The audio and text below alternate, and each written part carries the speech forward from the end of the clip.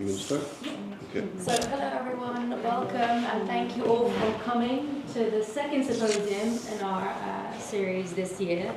Today, our symposium is obviously very timely for Saturday, International Women's Day. We've got three incredible women here who will be introduced in due course. But I want to say thank you all for coming, and I'll pass you over to the Executive Director of ISGAP. Thanks, Martha. Martha, thank you for all your efforts in putting this together. It's really appreciated. So I'm really honored that Natalie and Manel and Yifat are here. It's a very powerful and important program.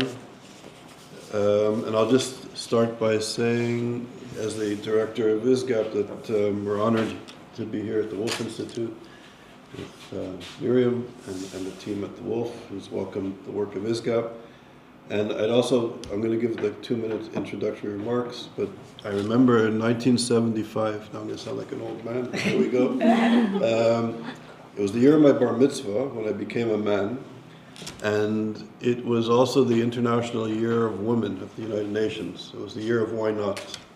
And my mother was an activist in Montreal, a feminist activist in Montreal, with many of her friends. And if we remember, 1975 was the year that Kurt Waldheim, the Secretary General of the United Nations, who later we discovered was a Nazi war criminal. Oh, wow. Yes, Secretary General of the UN, Nazi war criminal, celebrated at the Ritz-Carlton Hotel when the resolution that Zionism was racism. He organized the celebration at the Ritz-Carlton Hotel, celebrating the fact that Israel and the Jewish people were targeted as being a racist, Zionism was a racist project. And at the same time, my mother and her Jewish friends and comrades were all kicked out of the feminist movement in Montreal. And this was a time when Jewish women were being purged. And here we are, 2025, post-October 7th, 2023. And if October the 7th was not horrific enough, and we're going to hear about it, also the reaction, which we'll hear about, of October the 9th, when we went back to our universities, when students and faculty and staff went back to universities in the United Kingdom, in France, in the United States, in Canada, and beyond. And we were met with an explosion of anti-Semitism, an explosion of denying the voices of Israeli citizens and Jewish Israeli women, and the silence of the feminist movement and the silence of the human rights community has continued. It continues from the time of the Holocaust to the time when Jews were kicked out of Arab countries to 1975 and 2025. And by the way, they're here right now. Yeah. There's a number of people actually claiming there's no evidence for the sexual violence that happened during 7 October. I just spoke with them, they have signs saying that they're here right now. Yeah. So here we are. So this is a very important and timely discussion. I really thank you for being here, and thanks for our esteemed guests for taking the time to travel here. So thank you. Ladies and gentlemen, thank you for being here. I would like to thank first ISGAP Institute and Dr. Charles Small Asher for organizing and having this initiative of following Women's Day, and also showing a solidarity between Arab women and Jewish and Israeli women. So I also want to thank Martha and Mark for their help for making this happen, and Woolf Institute. Our first speaker is Natalie Sanandaji. I was honored to meet Natalie in Dubai Forum between Arab women and also Middle Eastern as well as Jewish and Israeli women working for peace and dialogue, and I think that it's a kind of initiative which brings hope after October 7th.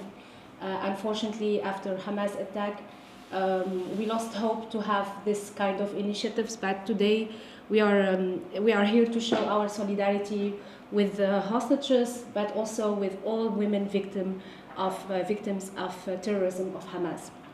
So Natalie is 28 and serves as a public affairs officer to combat anti-Semitism movement. A Long Island native born to an Israeli mother and Iranian father, Natalie worked in real estate in New York City before October 7th, when she narrowly survived the Nova Music Festival massacre during a visit to Israel. Her traumatic experience that day led her to transform her life and switch her career path to Jewish advocacy and fighting anti-Semitism. Protecting her work at CAM, Natalie has also long co-hosted the Persian Cur podcast, where the conversation generally focused on coming-of-age experiences in the large Iranian expatriate communities of New York and Los Angeles. Given her background, Natalie is well-versed in the struggles in the Middle East against the tyrannical forces of radical Islam, backed by the current regime in Tehran, and her guiding mission is to use her multicultural background to her advantage to support the fight for freedom throughout the region and across the globe. We are really honored to have you today as a speaker, and the floor is yours. Thank you so much. First of all, I want to say it's an honor to be here. Also, I need to update my bio. I'm actually turning 29, turning 30 almost. No longer a young 28-year-old.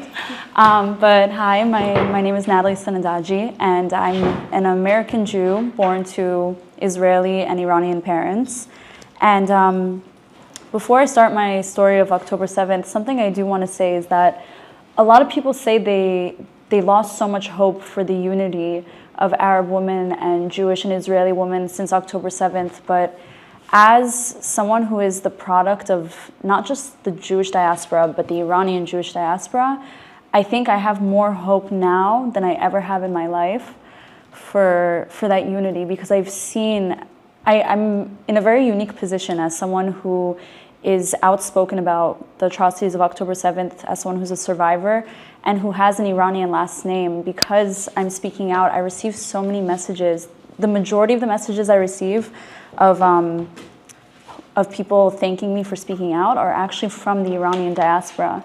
So I'm in this position where I see more of it than I think majority of the world sees, the unity between the Iranian people and the Jewish and Israeli people right now.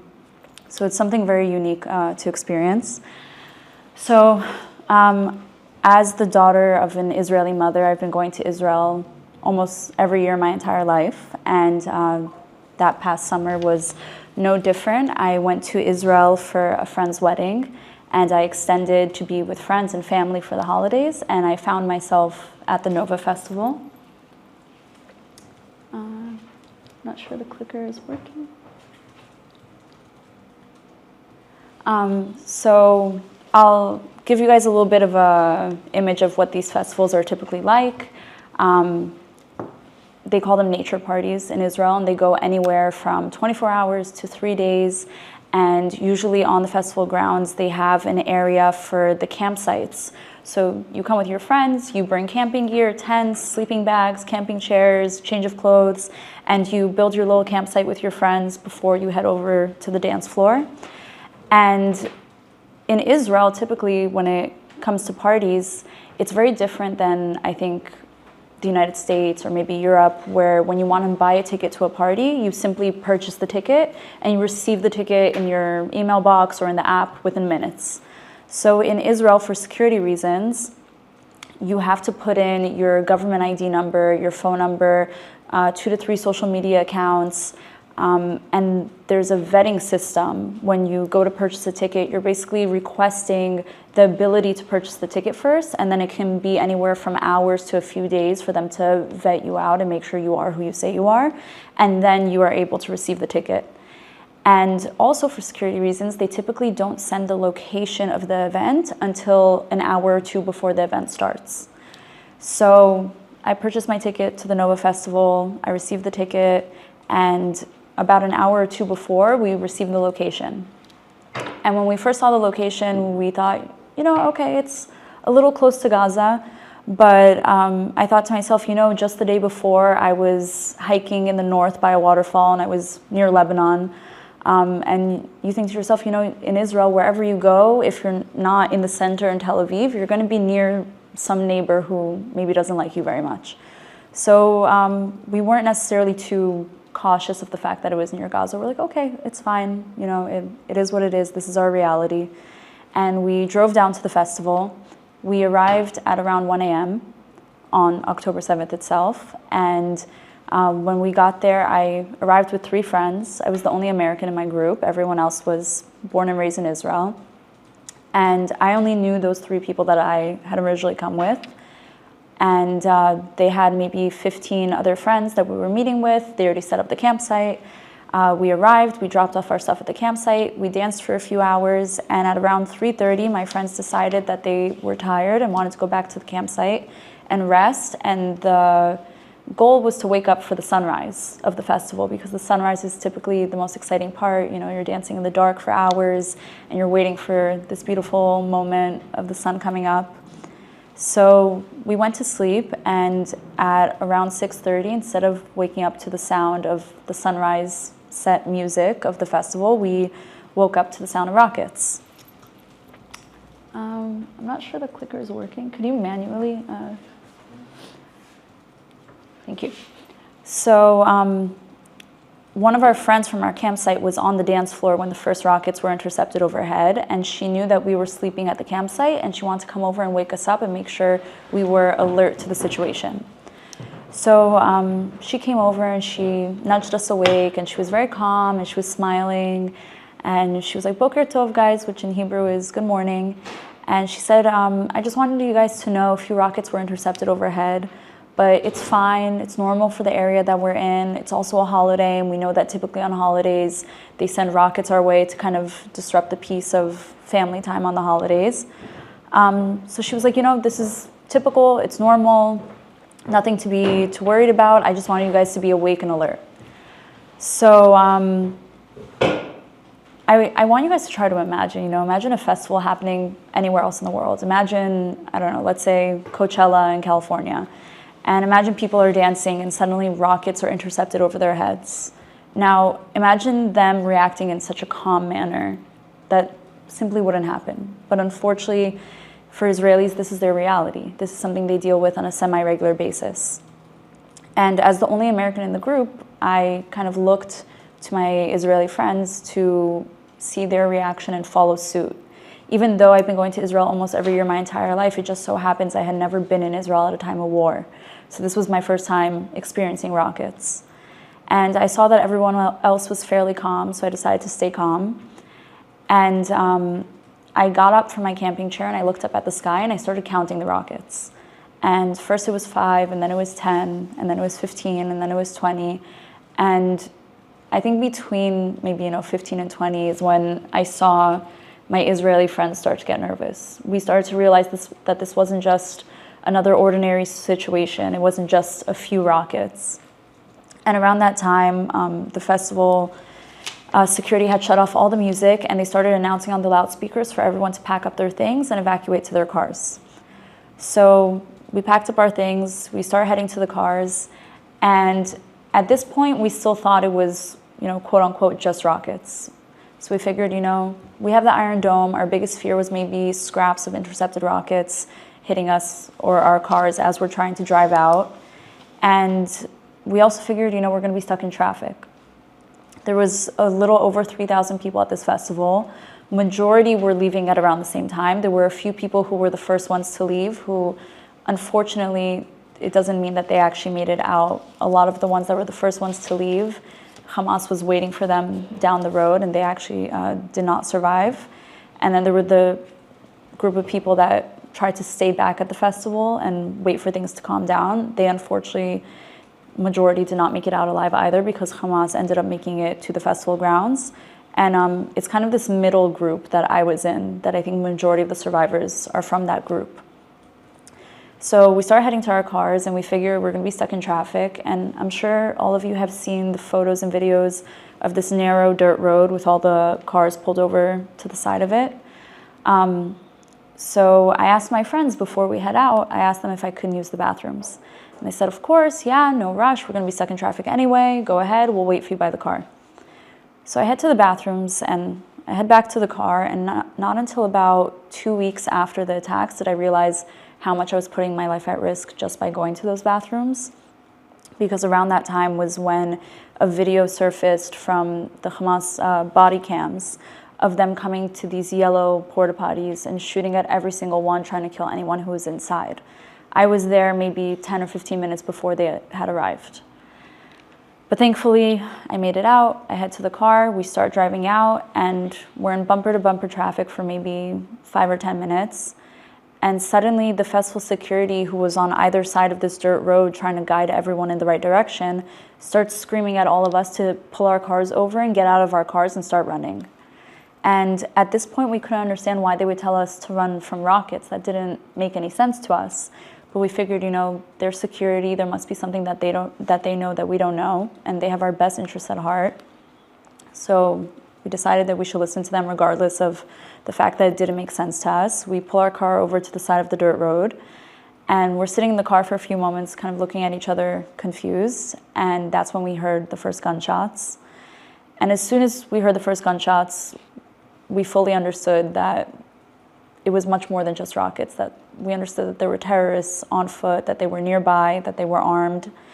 And we opened our doors and we started running, and all the cars around us did the same. Everyone opened their doors and started running, and people were running in every direction. Nobody really understood what direction was the direction of safety.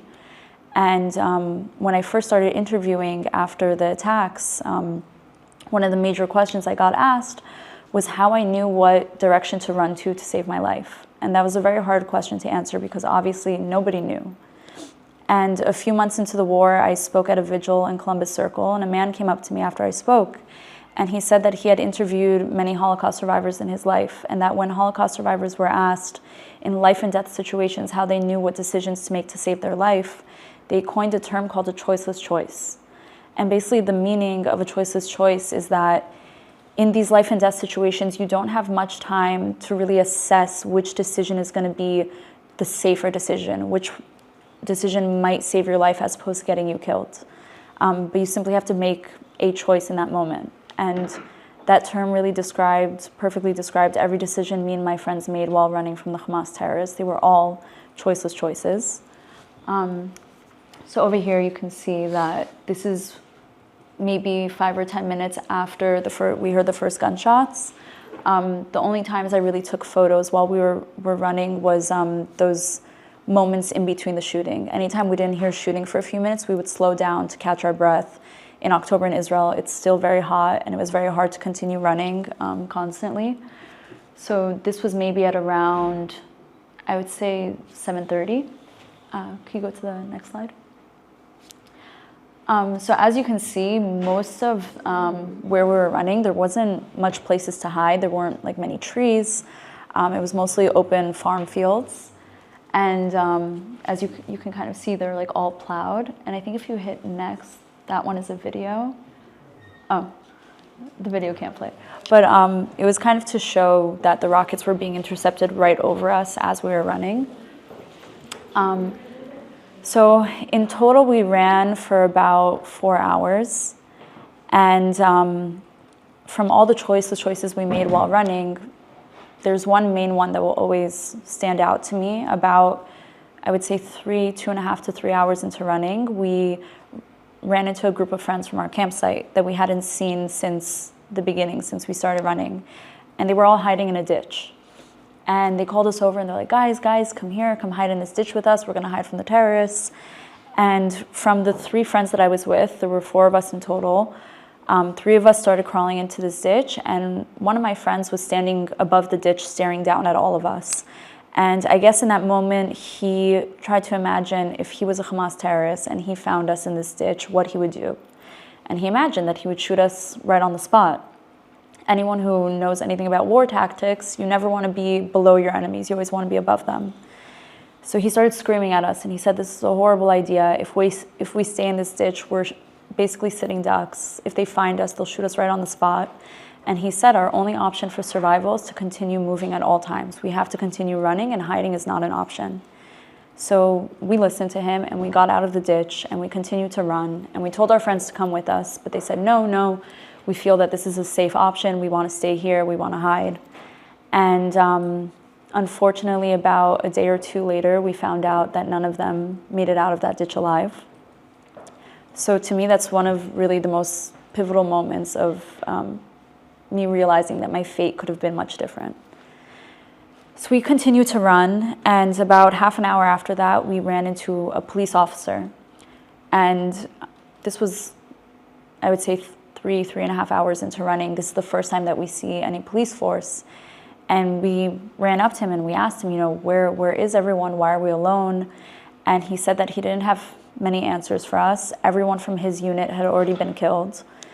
And we asked him, well, can't you call for backup? And he said no, because the Hamas terrorists had taken over the local police radio station, and that if he was to use his walkie-talkie to try and call for backup, he would simply give up our location to the terrorists. He said, the most I can do is walk alongside you guys and try to protect you to the best of my ability. So we continue walking with him, and eventually we get to this main paved road, and we see hundreds of other survivors of the festival kind of walking down this road. And we asked the police officer, should we walk with them, or do you think it will make us an easier target being with so many people?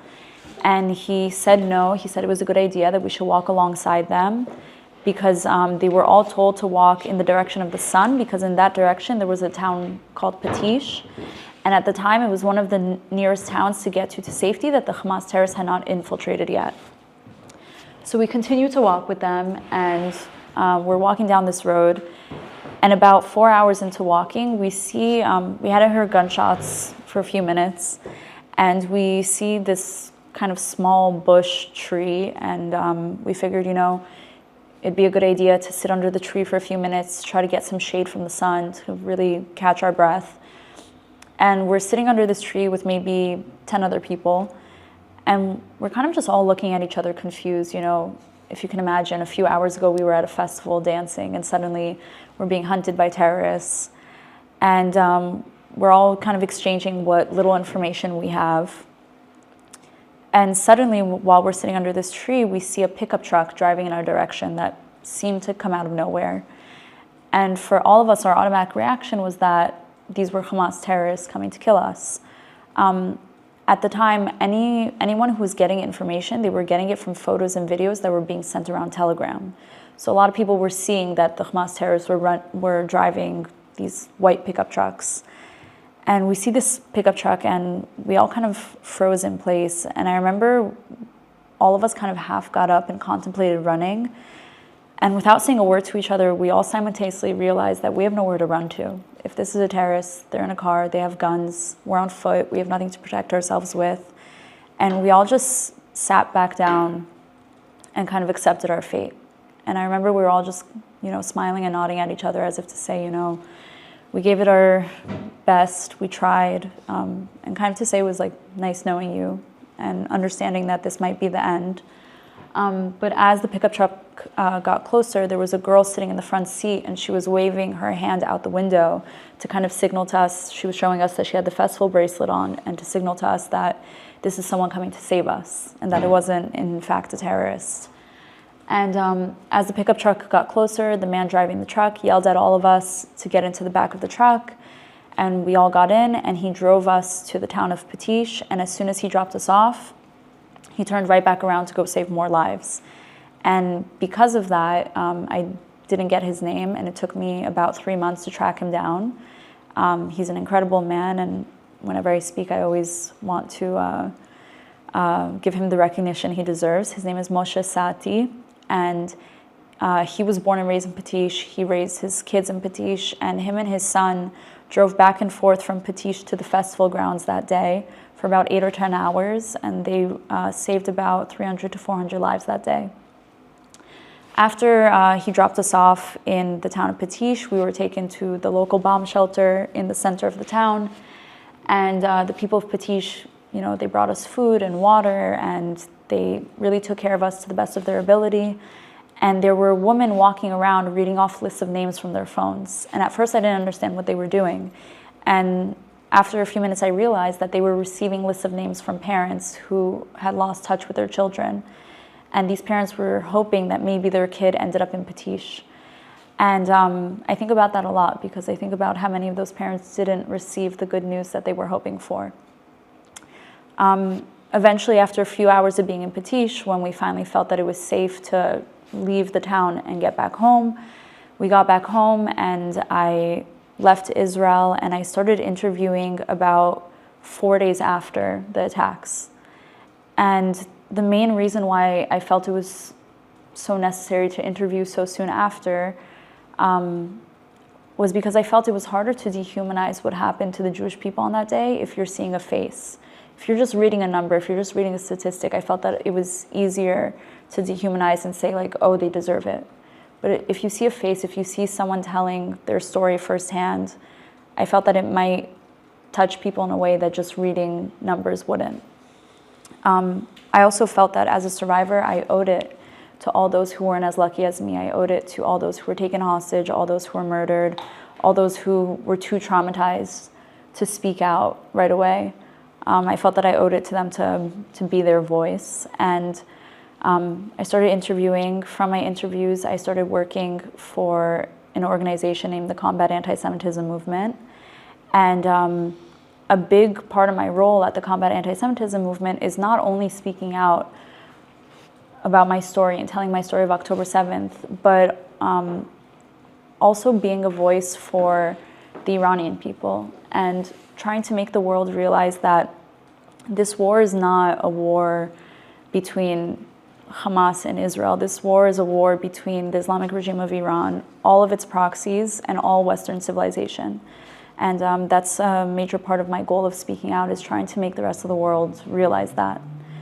And as I mentioned in the beginning of my talk, a lot of the messages of love and support that I receive from people around the world are from the Iranian diaspora, because they've been suffering under the hand of their regime for many years. And their regime uses the same tactics that Hamas used against the Israeli people on October 7th. And one of those major tactics is the use of sexual violence against women as a war tool. And that's, unfortunately, that's the unity that we see today, that I see today between, you know, both of my sides, my Israeli and my Jewish side and my Iranian side, that we both understand that we have the same enemy and that we've both suffered the same things under the hands of those enemies. And it's very unfortunate. I think a major reason why Hamas and why the Islamic regime of Iran and all of its proxies sees this as such a good tactic is because they know how much, not just in Judaism, but in a lot of religions, how women are really looked up to and how they're seen as kind of this light. And I think that's something very special to talk about, especially now because it's International Women's Day. And it's because of that fact that they weaponize sexual violence specifically against women, because they kind of want to take that light away from whatever group of people they're attacking. That's really what I'm here trying to make the rest of the world realize, that we all have the same enemy and that we should all be coming together against that enemy. And there's something that I always said in the beginning of the war in my interviews on the news, that to all those, you know, rallying in support of the Palestinian people and of the people in Gaza, if you actually cared about those people, you would be against Hamas, because Hamas is just as complicit in the deaths of innocent Gazans and Palestinians as they are in the deaths of innocent Israelis. And that's the point that I will always drive home and that I always try to make known to the general public. And I guess that's it. Thank you for listening. Do we have time for questions, if anyone has any? Thank you very much, Natalie, for your inspiring and moving speech, and we are really honored to have you today. And thank you for your lesson of bravery and courage to all women, because we know that it's not easy to speak about it openly and to share your solidarity also with Iranian women. And I found that the fact of having this dual identity is a kind of richness, and this shows how much you can share with the world and how much you can stand for peace and dialogue between two different identities, and also between two different nations. Maybe we can have some questions to Natalie if you are ready to. Yes, Yeah. please. Thanks for sharing. I'm really sorry that you had to go through that. I was just wondering what it was like for you learning more and more information throughout the day and the next days. You know, when you started hearing about the sexual assault and, you know, what had happened, and that it wasn't just at the festival, kind of how that hit you. I think it only drove me like more and more to want to speak out as much as possible. In the beginning, when I first started interviewing, like those first 1 or 2 days, I didn't think about the idea of interviewing. And then as we got more and more information, it just made me more and more angry, and kind of it fueled this, this drive in me to want to speak out on behalf of all of those who were murdered. Because when I was running, somehow I saw the Hamas terrorists, I saw them shooting people down, but it wasn't right in front of my face. And that's the question I got asked a lot is, you know, how close they were to me. And I tell people, you know, if they were right next to me, likely I wouldn't be here today.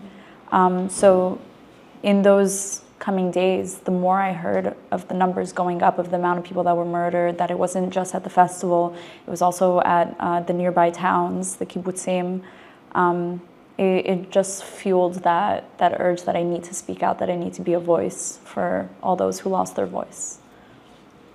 Did it change like your own perception of your physical safety since then? Unfortunately, yes. I think I always have been a fairly positive person, and I also grew up in a town in New York, in Long Island, that's 75% Jewish. So like my first time experiencing anti-Semitism or feeling that my life was at threat was honestly when I went to visit family friends in France when I was about 19. So I kind of grew up in this bubble, and I feel that I was very fortunate to never have to experience that growing up. And since then, I was in Amsterdam actually 3 weeks before these Israeli soccer fans were attacked. And when I was in Amsterdam, I went to an event in a park that a few minutes into it, realized was a pro-Palestine rally. And I remember looking at my friends, and I had my hostage pin on, and I asked them, you know, if they knew what I experienced and what I stand for and what I speak out against on a daily basis, would my life be at threat right now? Would they possibly attack me? And my friends were like, no, you're overreacting, everything's okay. And then 3 weeks later, we saw that these Israeli soccer fans were attacked in the streets of Amsterdam. And then I went to Dubai, where we met, and also there I experienced someone, I was talking about Israel in a public place, and then someone yelled "Free Palestine" at me. And I thought to myself, like, is my life physically in danger? And I was like, no, you're overreacting. And then a week later, a Chabad rabbi was murdered in the streets of Dubai just for being Jewish. So I tried to stay positive. I tried to tell myself, don't overreact, but I constantly see this pattern following me wherever I go. So unfortunately, yes, it has changed how I feel in regards to my safety. Any other questions? Just linking on to, just linking on to what was just being said. I'm interested in kind of post since and this topic of kind of sexual violence, and of course we've all seen, you know, how the UN have dealt with it, and the UN have dealt with other issues in comparison. How do you have any opinions on that, and specifically, you know, the response of the wider world to sexual violence happened? Yes, a lot of people ask me if I was surprised by the world's reaction to October 7th, to the fact that people want to deny it happened altogether. I get a lot of contradictory responses because, for example, I made a video with a Jewish influencer where we went to Washington Square Park in Manhattan, and we asked people how they felt about October 7th.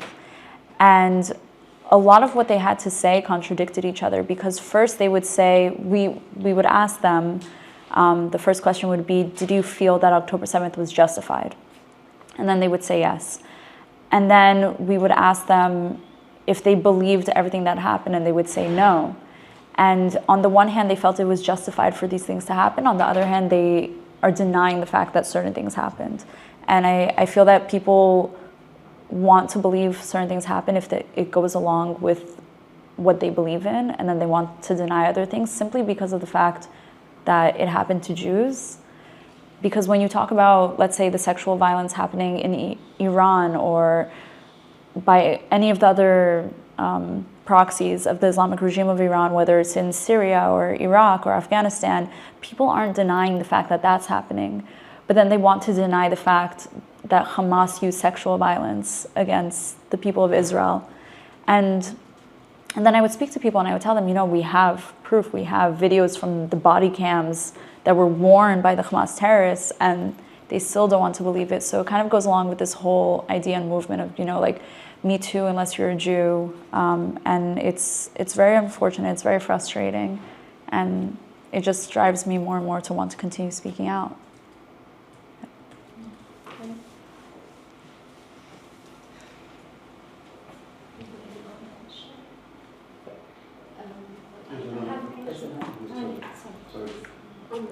Is it just frustrating? Is that an adequate description of how you feel in response to that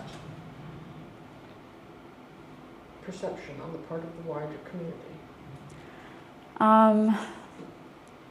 I guess I want to say it's also disappointing, but I feel like if I were to say that I'm disappointed, I would have to say that I'm surprised. And I'm not surprised.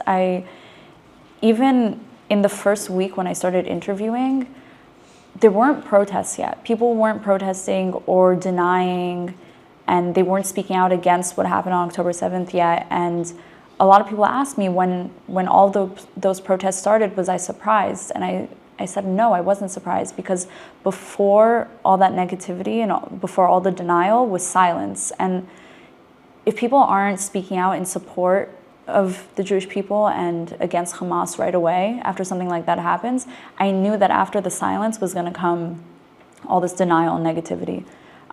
So yeah, I would say it's frustrating, but I can't say that I'm necessarily disappointed, because I can't say I'm surprised by the world's reaction.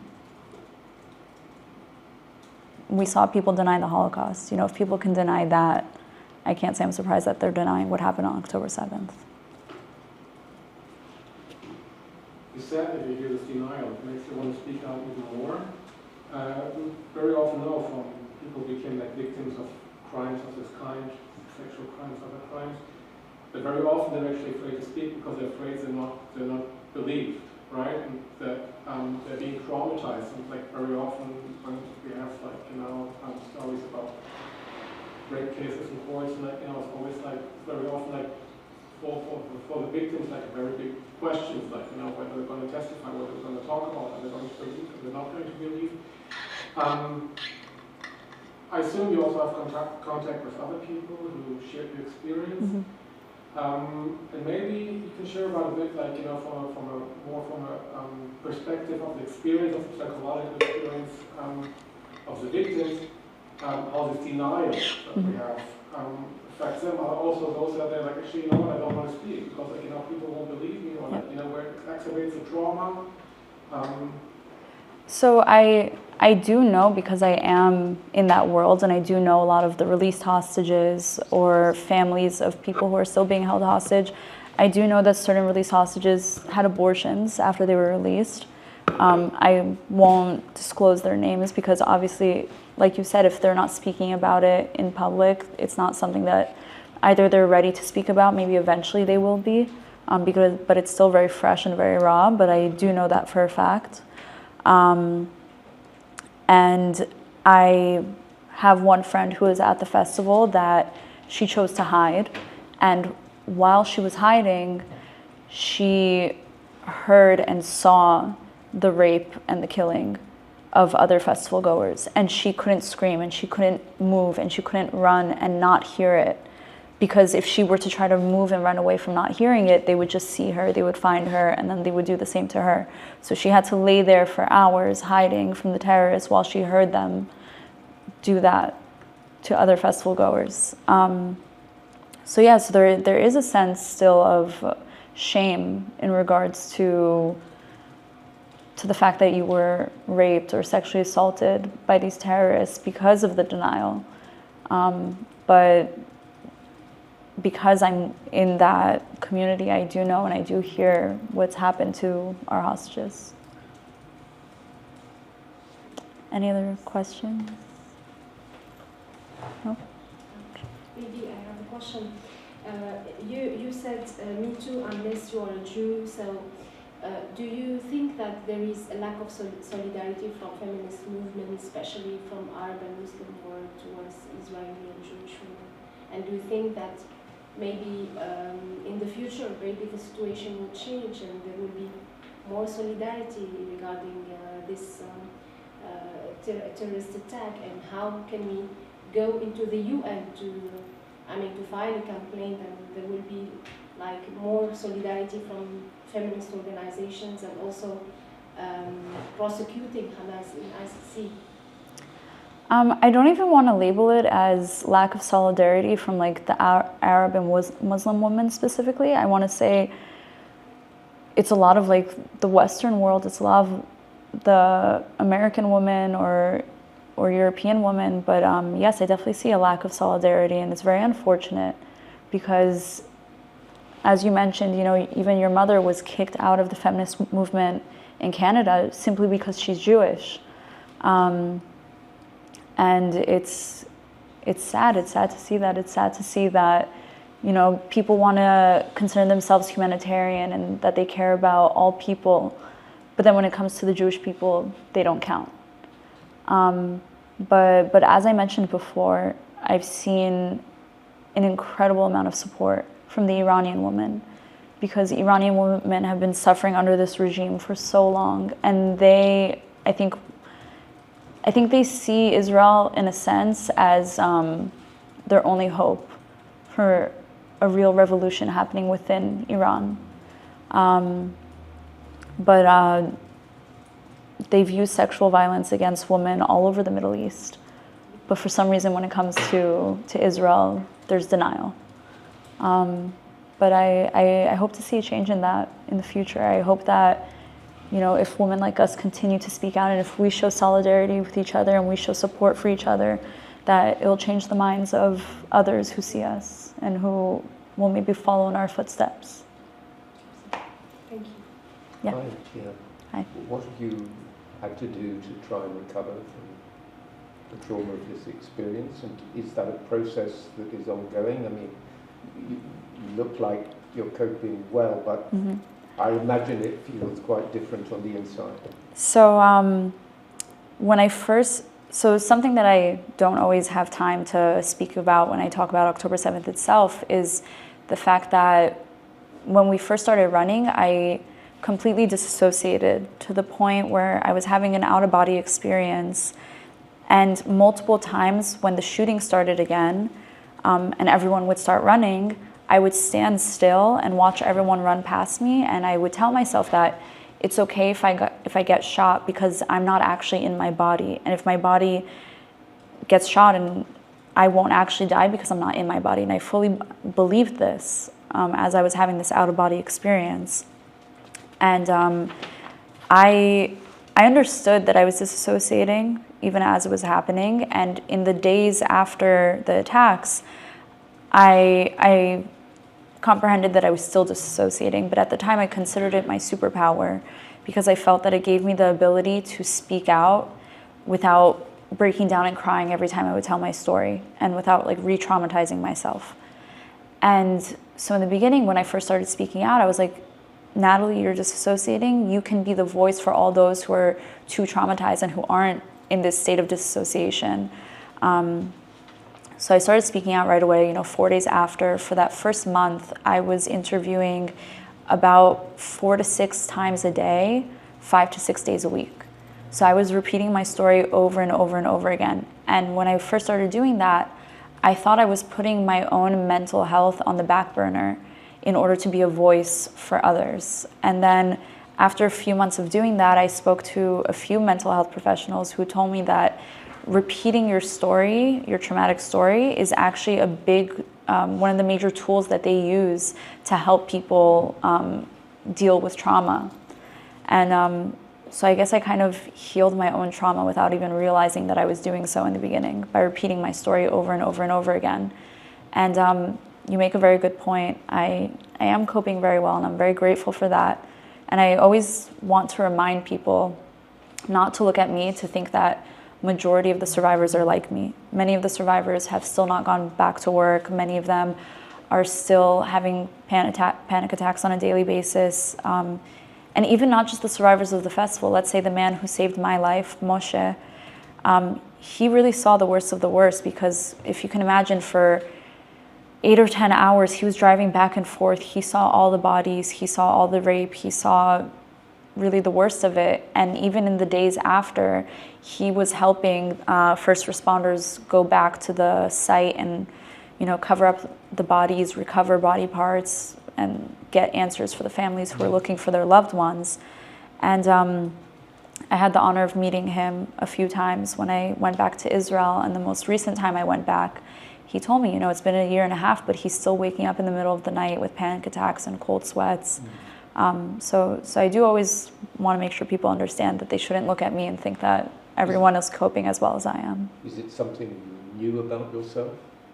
Or are you surprised it's not to find something, you're like this? yeah, it's something I was surprised about, because I never thought about it. I never thought about, you know, everyone's body has a natural reaction to stressful situations. And I never thought about the fact that mine was to disassociate. And people asked me after the attacks, they asked me if that's a way my body would react in the past, before October 7th. And I really thought about it, and I thought about like intense situations I've been in the past, and the answer is yes. I realized that that is like my body's natural reaction, not just on October 7th, but in the past to difficult situations. Any other questions? Yeah. I'm curious how you experience or cope with like feelings of anger or rage, or, you know, if you have them, how do you process, like, when you think about the evil and inhumanity of it all? I guess I wouldn't necessarily say I hold feelings of anger, rage, or even resentment towards, let's say, a specific group of people or to what happened.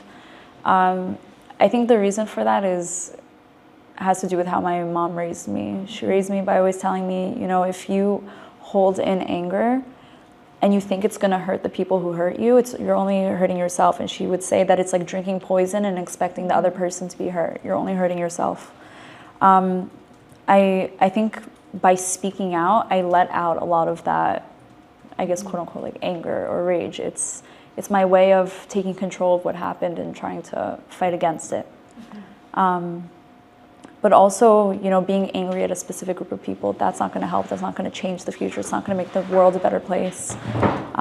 So that's never something that I try to do when I'm speaking, is, you know, try to say like this specific group is bad, or like, or create more negativity in the world. I try to twist, you know, this horrible thing that happened and try to make it into something positive for the future. Any other questions? I don't have a question. I usually have a lot of questions, a lot to say, but I just want to say thank you for your wisdom, your inspiration. Thank you. And your voice. Really, thank you. Thank you. I didn't mean to have it. Just my own comment. Thank you very much. I don't know if we should have a break or we should move to the next speaker. Okay, so let's have a small break before moving to our next speaker.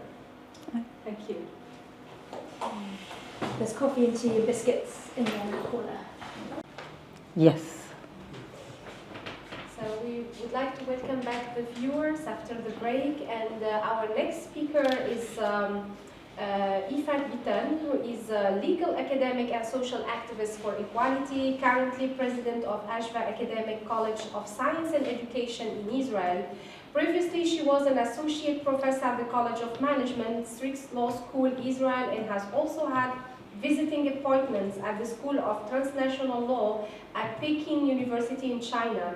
at New York University. She received her PhD from the Hebrew University of Jerusalem and her master's from Yale University Law School. And she has also been a visiting Fulbright Fellow at Harvard in 2005. Professor Bitton is co-founder and chair of Tmura, which is the Israeli Center for Equality, for whom she has litigated human rights cases for 20 years. For her many years of human rights work, Bitton has won myriad social and legal awards and prizes, among which are the Alliance Prize for Education and Social Change in 2016, the Minister of Social Equality Award for Organizations Fighting Violence Against Women in 2016. No need to elaborate. Okay, sorry. So to wrap it up, she has so many prizes, so we are really honored. And she's nominated Forbes 50 Most Influential Women in Israel in 2015. So we are really happy to have you today and really honored. And thank you for your work, and thank you for standing for human rights and justice. Thank you. Thank you so much, Manel. This is so kind of you to introduce me this way. And thank you, of course, Martha and ISGAP for this opportunity to speak here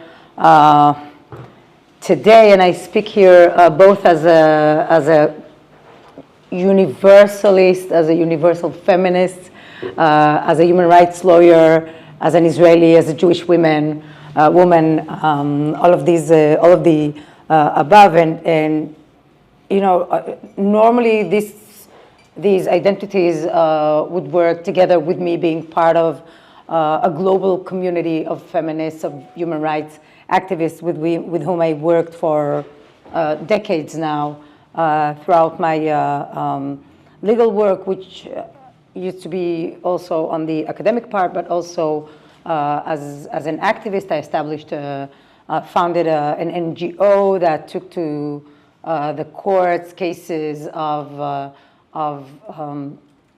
sexual violence, again, mainly against women, but not exclusively, but as we know, it is perpetrated mainly against women, and actually being able to design new tools within the legal system to combat sexual violence, mainly through cases or lawsuits against perpetrators and enablers to allow compensation for victims of sexual violence. And as I said, we worked, you know, I was working together with a global community, which I was a part of. Politics seemed to be not part of what I was doing with them. And solidarity, feminist solidarity was the baseline for everything until October 7th arrived, when Hamas launched the deadly surprise attack on the state of Israel under the cover of the chaos created by the attack. Severe and systematic sexual violence was perpetrated primarily against female civilians, as we know, and as well as against other individuals encountered. And the widespread chaos disrupted the functioning of emergency medical security first responders who were responsible for responding to terrorist attacks and for aiding the victims, and thereby impairing the ability of the state mechanisms to actually identify and document these heinous crimes. And despite myriad indications from the field and the unprecedented involvement of vulnerable women with hundreds of armed, bloodthirsty men, terrorists, the response to the sexual crimes was largely minimal and even bordered on denial, a fact that undermined the ability to generate recognition for the victims, provide the systematic healing mechanisms, and subsequently hold the perpetrators accountable. Israeli feminists like myself reached out to our colleagues for support, recognition, and comfort, but gained mainly legal solidarity. UN Women, for instance, if we look at the main organizations that are mandated to do exactly that, to provide the statements, issue statements on the situation, and to bring some kind of recognition to the victims at an instant manner. They issued their first statement regarding this issue only on December 3rd. It was a day before I gave a speech at the UN alongside others in an event that we were part of organizing on hear our voices for those who were silenced, as you so well described, Natalie. And ever since, they did so only very rarely. In one of the cases that shattered my naive belief that even if we're now facing this kind of aloof type of reaction, I was still hoping that this is part of the chaotic situation in which we're in, and things will at some point get to the fact that we all realize that this is what happened here, definitely after having the report issued by Doctors Without Borders and the Pramila Paten's UN Secretary Deputy for Sexual Violence in Conflict Areas report, and so on and so forth. But then in one of the cases where I was invited to present my work, one of the NGOs, which was a crisis center, declined the invitation to come and participate in the event, stating that they believed that discussing the root causes of this sexual violence that was not even denied by the organization should be prioritized at this stage. So they refused coming to hear about it and think about it as experts in the field, but rather to discuss the root causes of such sexual violence. So, the question is always whether these reactions are a reflection of these old type or bad old, I should say good old anti-Semitism, or that they are politically driven from maybe other ends of the political spectrum. And actually, as an academic, I don't have a good answer for that. And what I prioritize doing, as they said, was to make sure that there are no such lacunas in processes or in understanding the way many evidence were lost, regarding of the fact that some of the evidence were definitely there already, but the extent to which these systematic crimes were executed, it was very clear that it was not reflected in the amount of evidence that was surfacing from the field. And what I wanted to do in my work was to try and look at the process of the loss of evidence, look at the chaos in the eyes, and understand, break it to the systematic manner in which the first responders, and also some of them were secondary responders, meaning they were not in the field itself, could not either identify what they were seeing as sexual crimes, or could not recover the forensic physical evidence while the potential was there to do it under other circumstances. I think this is part of the puzzle. Is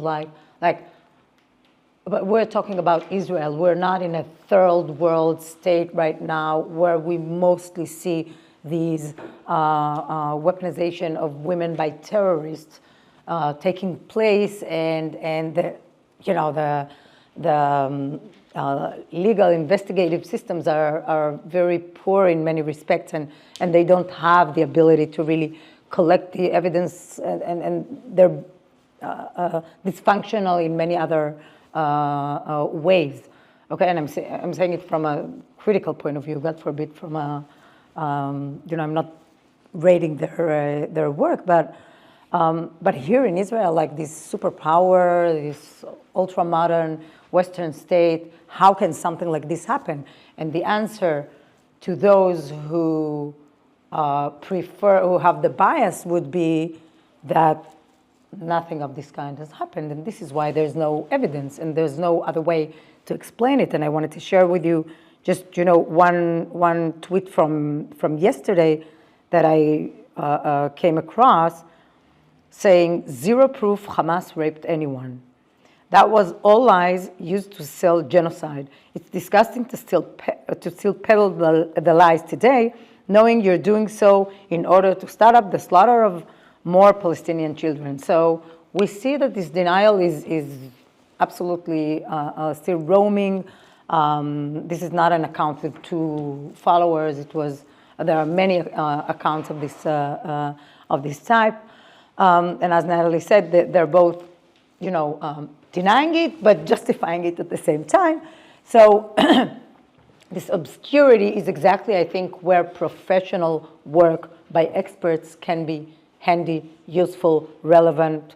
And in this respect, I'm trying to always speak at the level of, speak as a lawyer, even though what you will see now is that our project, the project that I initiated with 3 more lawyers, was of a non-political manner, in the sense that we were looking at what has happened. We were looking at the loss of evidence from a very, one might say even academic point of view, but definitely a professional one, because I'm very well experienced in representing victims of sexual assaults, even though nothing prepared us to what we saw happening here. So what you see on the left side is Pramila Patton's report, which has been, the target of endless criticism ever since she provided it, even though she was using the same practices she's been using in other cases. But at the same time, I have to say that it was indeed a very different case, even for an expert like her to investigate. And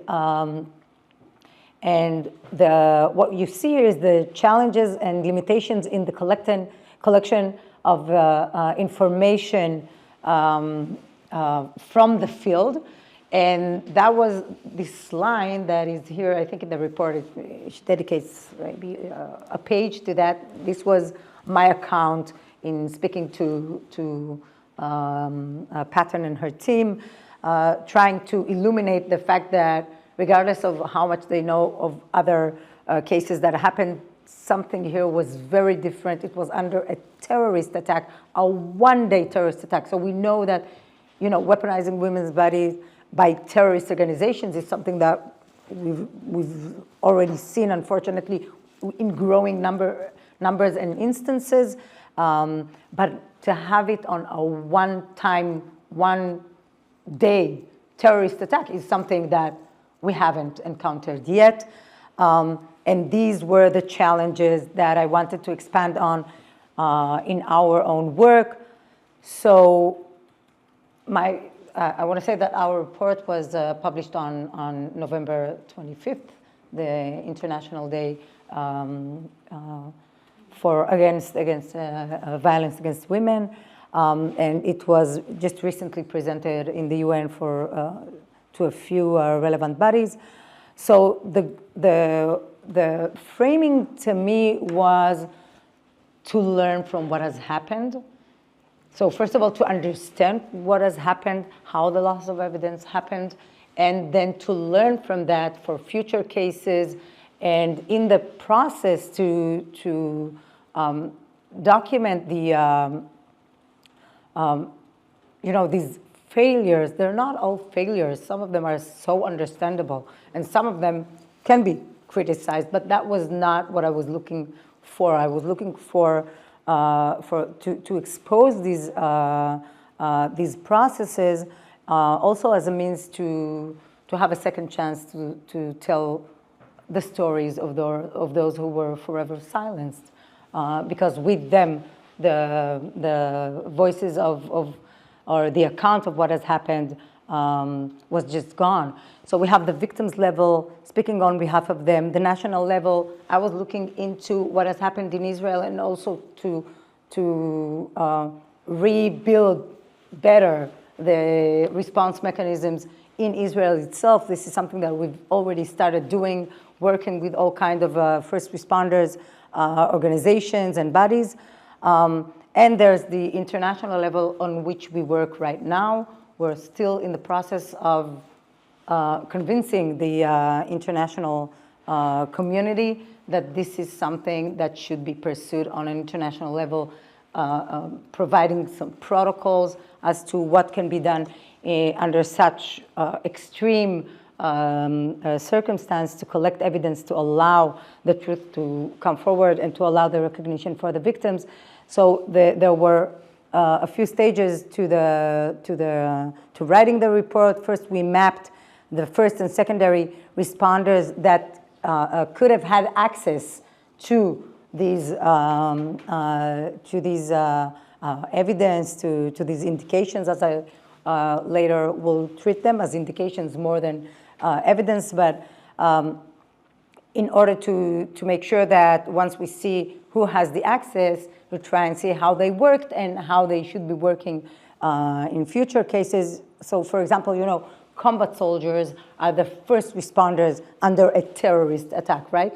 But they have access, but the ability to change their manner of operation under these circumstances to collect evidence is like, it's very minimal. So here, for example, we're talking about mainly about consciousness raising, and that's it. When you fight for the lives of others, you don't deal with these issues. But there are other military units that are specializing on getting into the places after the combat situation is relaxed and starting to evacuate to understand exactly what happened there. But we're talking still about very first responders when the bodies are already there. So the combat units would fight the terrorists back and, you know, and trying to get the fire ceased. But at the same time, there are units that are search and scan units and rescue units and so on and so forth that are military units that can be very helpful in that respect.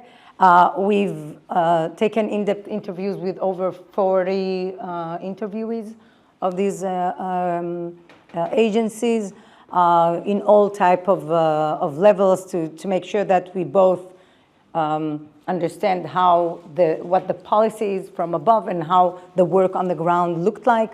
And then we analyzed the testimonies to see where what the elements were of causing this evidentiary damage. We did propose a new paradigm. One of them is quasi-legal, to look at the terrorists as those who caused the damage to the evidence, and therefore to shift the burden to them to prove in cases of indications that that was not the case, instead of putting all the burden on the victims, which is something that is, you know, ultra condemnable when it comes to feminist, basic feminist behavior in blaming the victims or putting the burden on them. And then we designed a set of recommendations and best practices for optimal preparedness, both on the national and international levels. So what we did was first to analyze and identify what we saw there as a raid terrorist attack on a Western state, a strong state, which implies that there's going to be a complete chaos because the main the main target would be to cause as many fatalities as possible, as opposed to, you know, a terrorist organization roaming the territories, sometimes getting in, sometimes getting out, but they're always in the vicinity. Think of even Boko Haram, who, you know, raided a school and kidnapped the girls, the innocent girls from there. At the same time, they are always in the vicinity. Their domination of the territory is way longer and stronger than what you would see in Israel, and that's why the high, almost unbelievable number of casualties is relevant there. And in this respect, we were looking at other countries' experiences. Nothing looked exactly like that, but there are commonalities that from which we can learn and they can learn from our experience to better cope with the situation. And also, you know, if it happened to us, it can happen to you too, is something that I think becoming more and more relevant, since Israel has always been the world's, you know, laboratory for imitation for terrorists. And this is something that is scientifically proven, and we know that these raid attacks can happen today in Europe, in some of the cities where you have these places where terrorists are in a way, you know, hiding within civilian communities, and we know that this is happening in Europe already, and the question is whether this can be translated into a raid attack of this type. And when there's a raid attack, again, normally when, I can give you one example that we all know of, think of the Bataclan theater. So they were holding, they had dominance over the theater for almost 3 hours. And what we would think is that they would use it as a means to kill as many people as possible, right? That's all that's going on there. And there were rumors at some stage that some of the survivors said that there were also sexual attacks in there. And we will never know whether this is true or not, because no one has looked into it, since our perception and conceptions are that, you know, terrorist raiding are here to kill and get out. And this was part of exactly what the mindset was in Israel. So what are the investigative challenges? We pointed to the many of them. So when you have a combat condition and time constraints for the terrorists, right? They know that someone is gonna, like, I think they were shocked to learn that the IDF is not there within, I don't know, way shorter time than it eventually arrived there. But definitely the fact that the active combat scenes were also crime scenes. So how do you analyze a crime scene when it's a combat scene? You don't even think. So we spoke to the first responders from the IDF units, and they said, we would have never imagined, okay? And in some of the cases, we were, like in most of the cases, we were approaching first responders using, you know, the fact that my work is fairly known in Israeli public space, and when I approached people and said that I would like to interview them, or my team would like to, they would normally agree.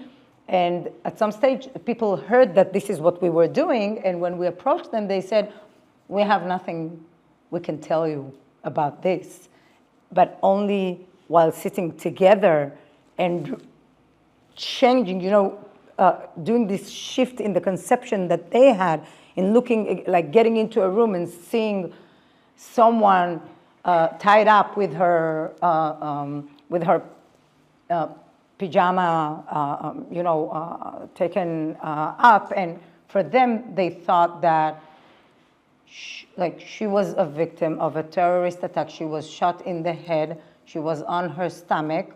So maybe the pajama just somehow, like, you know what I mean? They didn't even have the notion or the possibility crossing their minds. And only when we asked, did you see something out of the ordinary for a terrorist attack? Did you, maybe you can go back to where you were and think it through again? That was when sometimes some of them just said, you know what? Now that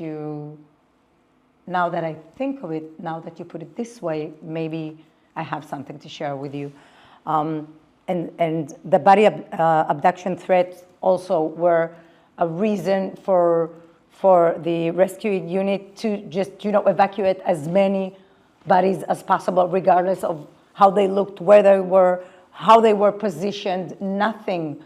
So you don't start taking pictures when you're worried that body snatching is happening, and we know that this has happened, and we know that there are still bodies being held of people in Gaza today that were taken at that day. So the need to take them all out. So in some of the cases, we had one first responder telling us that they went to one of the main places that we know of, and just grabbed all the dead bodies from the scene and put them on a trailer, and just the minute they had the opportunity, they managed to go back to a safer place. And so all the women, the dead women, were actually on this back of a truck, laid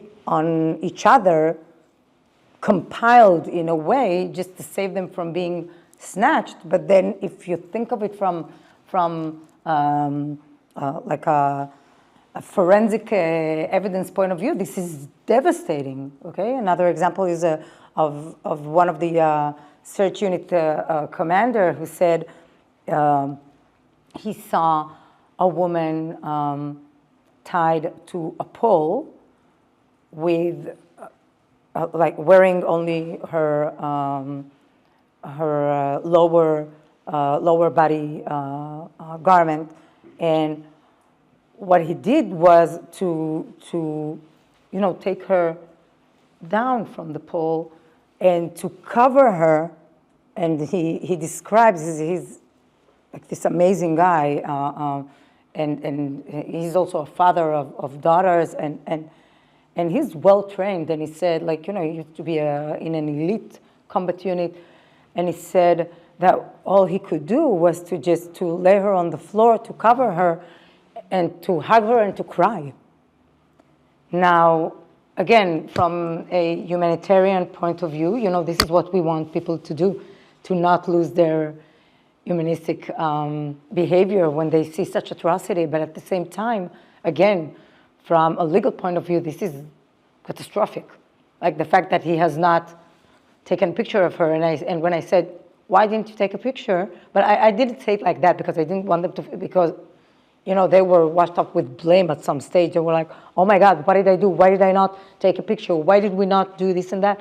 And I said, you should not blame yourself for that, but I'm trying to understand, would it be possible for you to think of taking out a picture? And for him, at this stage, he could do that. He was in a situation where he could do that, but he said, it would have never crossed my mind because this would be another violation of a humanistic value for me, like to take her picture with her breasts outside, why would I do that? And then he said, of course, now that you say it, this is something that we should train our soldiers to do. And he also said, he and also the all kind of volunteers who are, that religion is very much, very relevant to issues of death and burial.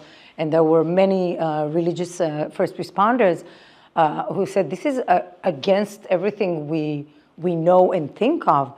We would never take out the cell phones and have these pictures, but some of them did because they realized, those who were the more trained, I have to say, the more veteran ones took pictures, and some of them, they were with us. It was the first time for them to even show it, because up until that moment, they felt that this was desecrating these women or these people, and some of them showed us pictures that were not even shown to anyone else, but rather to us. For the first time, they felt, it's been a few months, and they felt a bit more comfortable, and we made it we used the Murad Code type of interview setting, even though they were not the direct victims of the Murad Code. But I think that in many respects, as you said, the trauma, the overwhelming trauma, the fact that they encountered all of these made us look at them very differently from what you would expect from a witness or treat a witness with. So they felt comfortable enough to just pull out their phones and show it to us. And it's also, I think, very confusing because you were referring beforehand to the fact that many of the atrocities were not just filmed, but also broadcasted, right? Even as they were happening, and people would say, so they recorded everything. How come? And showed everything. This is what terrorists do. They terrorize you. Why wouldn't they show this as well? So this is an evidence for that not happening. And again, the singularity of sexual crimes is relevant also in here. And this is where, I could lean on to my vast experience in this field. And you were talking, I think, Charles, about also the shame, or I think Natalie said the shame, or what is the motivation to come forward? You would expect that you were attacked by Hamas, and everyone would believe you, and why not do that? Why not share it even with the police, with people in Israel? And the answer would be no. When it comes to these type of crimes, the reaction is very different. We still have a victim, a direct surviving victim, as opposed to the fact that most of them are not with us. They were brutally murdered, and there are accounts of eyewitness or hearing witnesses, as you said, more so, saying that.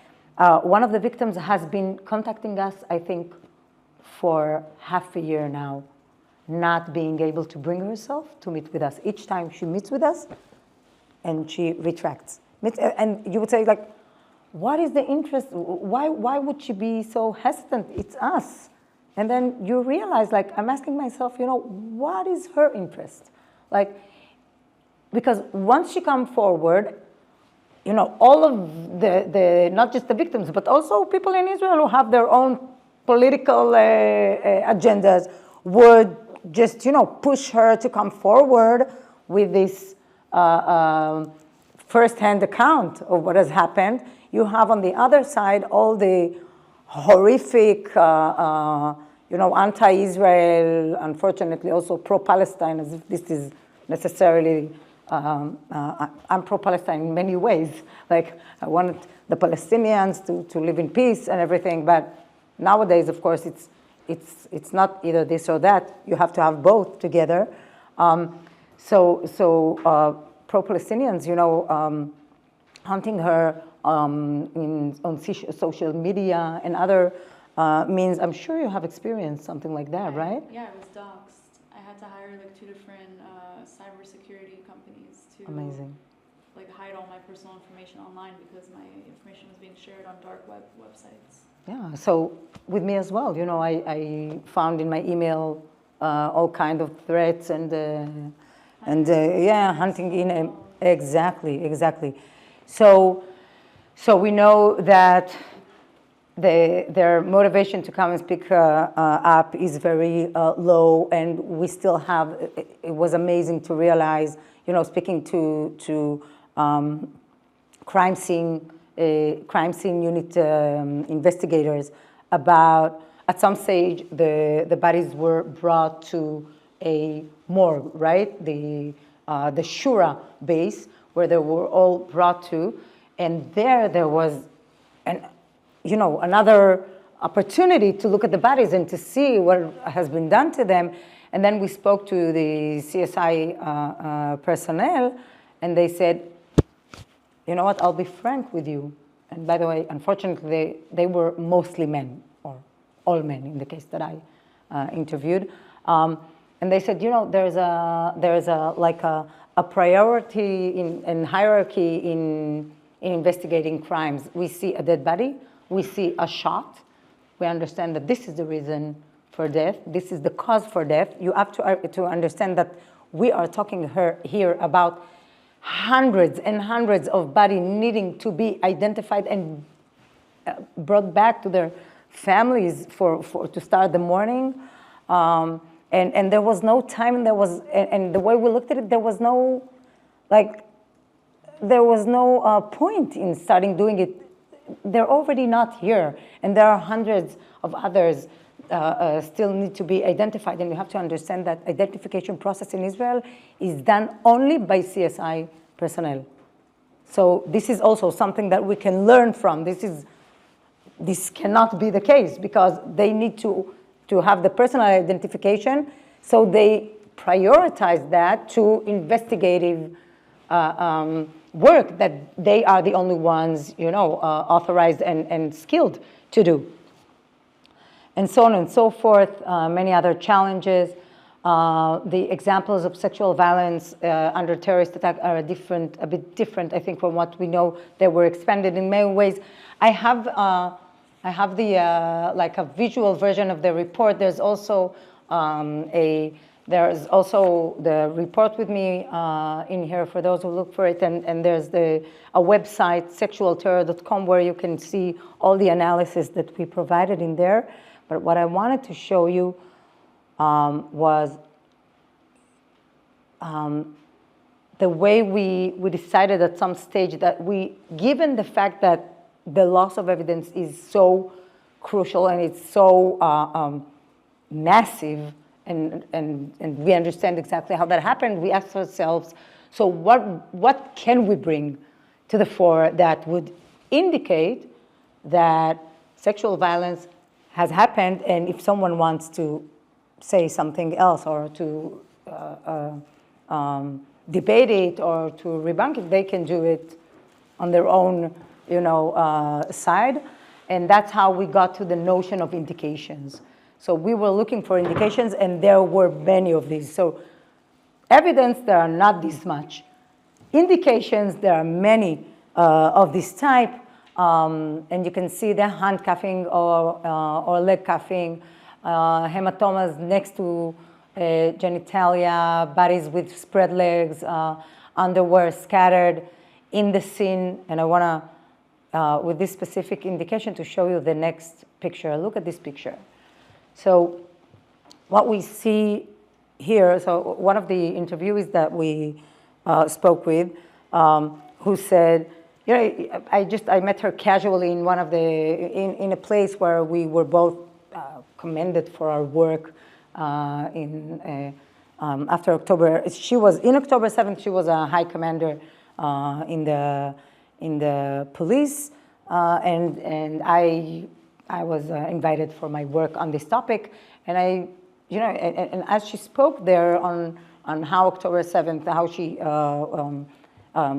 she functioned in the field on October 7th, I told myself, I have to speak to her afterwards. We were still in the process of interviewing people, and she's a great example for someone with whom we sat later on. She said, she already saw my presentation. She said, Yifat, I have nothing to give you in this respect. I was there, I was in the party area later on after the terrorists were gone. And in Route 232, which was the escape route that became the death route for the youngsters leaving the party. And then when we sat with her, it was just amazing to see how she rethought what she was seeing. And she said, you know what? I recall seeing underwear scattered on the ground. And I said, okay, and what crossed your mind at the time? And she said, I don't know, it seemed odd, but there were clothing, spread all over the place. So I thought of it as yet another, item of clothing that I see. But now that I think of it, maybe, you know, a shawl, a shirt makes, a men's shirt makes sense to take it off. It was very hot, as you said, right? And so on and so forth. But to have underwear scattered, it doesn't make any sense. And while we were processing what she said, we were looking at pictures taken from one of the places. It wasn't the party area. And that some of the photographers, there were 2 main photographers allowed in very early after the attack. And they took, you know, random pictures, like tens of thousands of them. And one of the things that we recommended, for example, is to have an AI-based tool to look for example, underwear, women's underwear scattered, because it doesn't make sense to see a bra on the route 232 just thrown on the ground in a terrorist attack. Why would it be there? So this is something that we encountered ourselves. Like we started to look over pictures and you know, it was just a random looking, because these are, like, we're talking now about almost 500,000 digital evidence that the police has. And we got from the photographers access to some of their pictures. So we were just looking, boom, we saw this.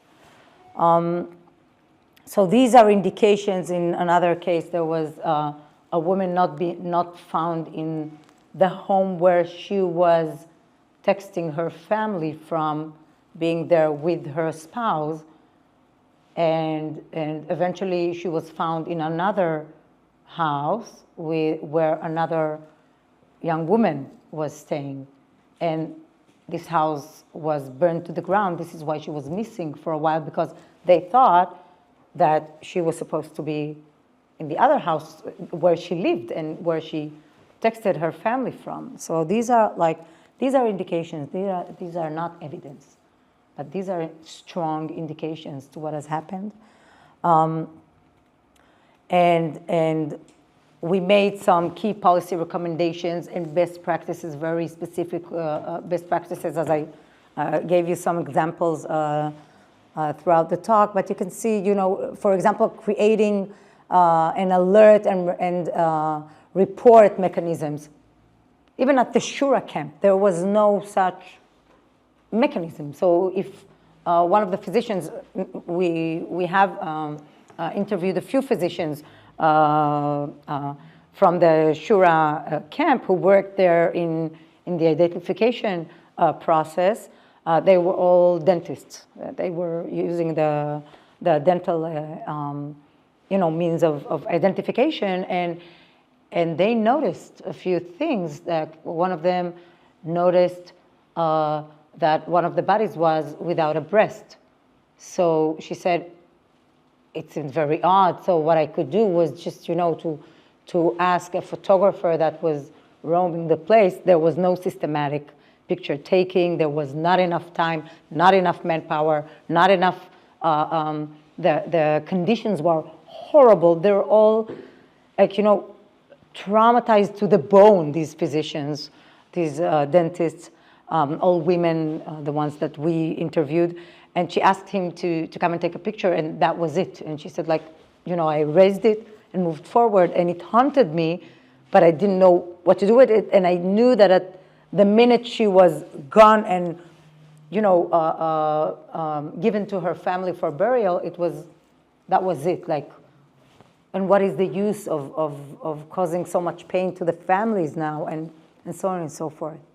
So we have now offered all this set of best practices which we think are relevant both on a national and international level. This has been our work, and I think that it is so important to understand these challenges within this new context of a raid, short-lived terrorist attack and sexual violence in a way that we haven't seen before. This is, unfortunately, we've endured it. We know how it looks like. We know how traumatic it is, not just to need to deal with the reality that this has happened, but also to struggle to have a voice and to have someone believe you that this has happened. Even for me as an expert, you know, the frustration that was, and the sense of desertion and of betrayal. You were asking what was the sense.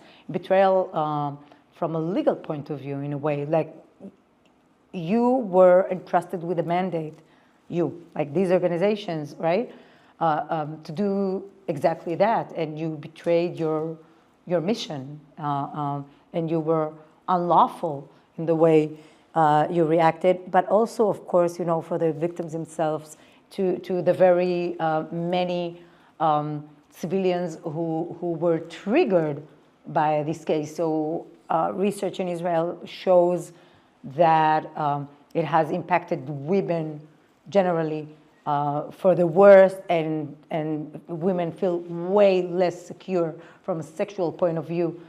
In Israel right now, those who have endured in the past, who were past victims of sexual assaults, were triggered immensely.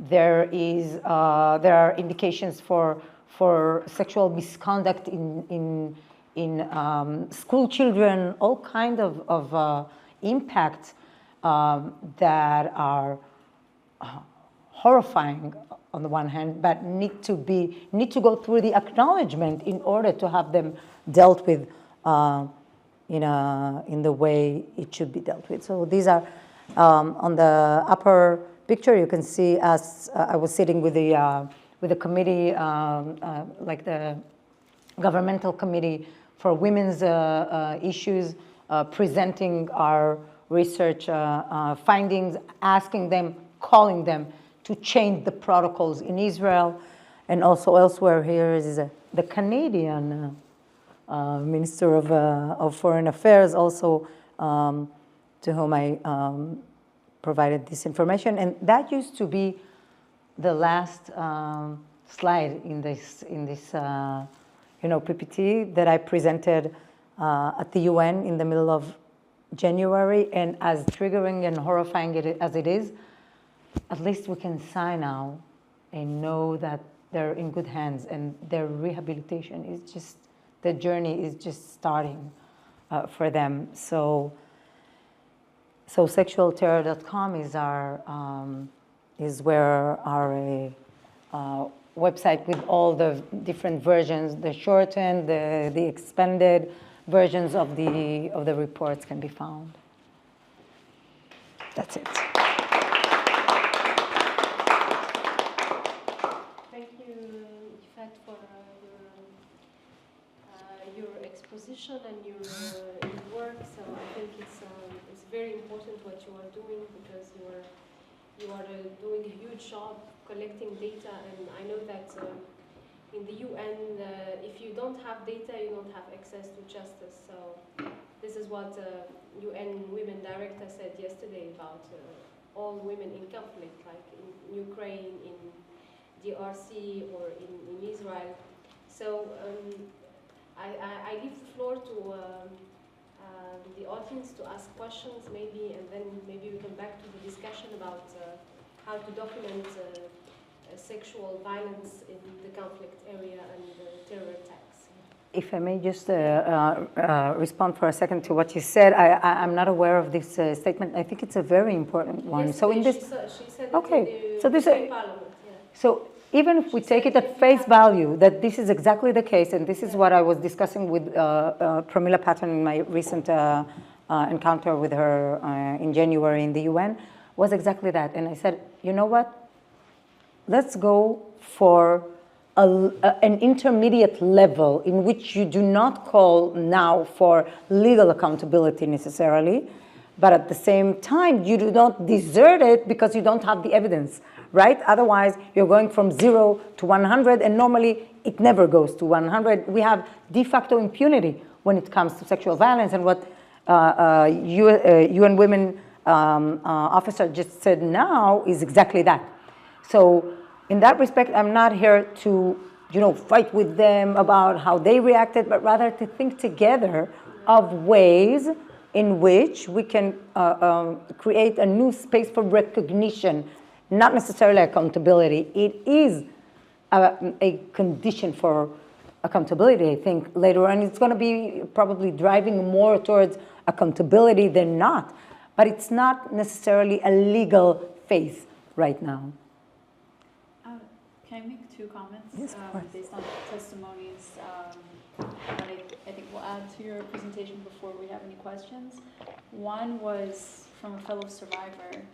In her testimony, she was saying that as she was hiding from the terrorists, she was cursing herself. She was so angry at herself because typically at festivals like these, you know, it's hot out, you're wearing like fun clothing, and she was so angry at herself. She was like, if they find me and they rape me, and then my family sees photos of what I was wearing, Exactly. the world is going to blame me and say that they raped me because of what I was wearing. And it comes back to this idea of victim blaming and of girls blaming themselves for what happened, or she was blaming herself for what might happen. So there's that part of it of the victims really blaming themselves, and a lot of them not wanting to share what happened to them. I think we heard something of that type a little bit with the Shani looks. The parading of her body, when people said, what do you want? This is how she looks like. And it's disgraceful. It's horrible that people speak that way, because the way a girl is dressed is never an excuse for raping her or parading her. Yeah. And then secondly, I gave my testimony to the Shoah Foundation. The Shoah Foundation takes testimonies of Holocaust survivors, and more recently they were taking testimonies of survivors of October 7th, and I gave my testimony. And after my testimony, a woman walked in, and she was about to give her testimony. She introduced herself to me, and she said that she was one of the main, for the first 4 days after the attacks, she was one of the main people at, I guess, like the morgue, down the basement of the hospital, identifying the bodies and identifying how they were injured and how they were killed. And for those first 4 days, she slept maybe 4 hours a day, and she was like, for 20 hours of those first 4 days, she was just identifying bodies. And I asked her if I could sit in on her testimony because I wanted to hear it firsthand. And the things that I heard from her, the firsthand experiences, were really horrific. And she mentioned that this is something she would volunteer herself, because she's a surgeon. She would volunteer every year because not a lot of people want to do this job. And she would volunteer every year. And she said that the identifications that she had to do for those first 4 days was so hard because other than the place of impact where you see how the person was killed, the rest of them was so beautiful. She said that usually when she was doing identifications, it was either soldiers or police force or regular civilians, and it was very easy to just, not look at them as a human and just look at them as a body and identify like how they were killed. And she said that when she was identifying the people from the Nova Festival, that it was so hard because the rest of them was so beautiful, like their makeup, the way it was done, their hair, just every part of them was so beautiful. And then you saw the place of impact, and she mentioned some of the injuries, and some of them was like blunt force to the pelvic area, exactly. Pelvic area, destroying genitalia, giant wounds like in their stomach of being shot repeatedly over and over again. So it's just I wanted to sit and I wanted to hear firsthand what she had witnessed, and it was very hard to hear, but there's clear evidence of the violence. Of the violence, yes. Yeah, so I just wanted to mention that little extra piece. I'm curious, I know there were attempts to distance Hamas from the sexual assault, like comments about, those are civilians coming in, or it wasn't like a direct military order, and I didn't hear very much. I just assumed that some of that was false. But what do we know about like what Hamas actually ordered versus how much of the assault was carried out just by cruel people that were taking advantage of the situation? So, the question is whether this is, like, if we're talking legal terms, so legal terms, aiding and abetting and allowing and facilitating is enough in that respect. So But at the same time, the main difficulty in this respect, and I think that it has a lot to do with sexual crimes and rapes, is the individual attribution. So it's the main problem is not to attribute it to Hamas, because even if these were civilians that you allowed in, and you opened the gate literally to them getting in, that would be easier to handle. The most challenging part is the attribution. And I think that the attribution part on an individual level is way less relevant under these circumstances, because murderers, even if you look at Shani Luke's parading atrocity and the individuals who did that, you see them on the pickup truck on the back, and by now I think all of them or most of them were killed by the IDF. So the attribution is very easy in these cases, the individual attribution. Doing it for a sexual crime, it's almost impossible, and to me it's irrelevant in many respects. So, and what do we know about their intentions and planning of doing so? Thankfully, the international law is around these issues, is shaped around the consequence of being able to spot the vast, systematic use of sexual violence as satisfying the need for the legal need to declare it as a crime against humanity, and so on and so forth. So from a factual point of view, I'm not sure if there was, I have to maybe put a disclaimer here. I'm not part of the investigative team. I'm also not a practicing investigative criminal expert. I have had access to many of the indications and materials, both from open access, from speaking to people in the field. So we know that there is a claim that there was some kind of instruction that was written instruction that was found by the Secret Service in Israel. I cannot attest to that. But what I can attest to is that in one of the cases, for example, a random volunteer at the Shura camp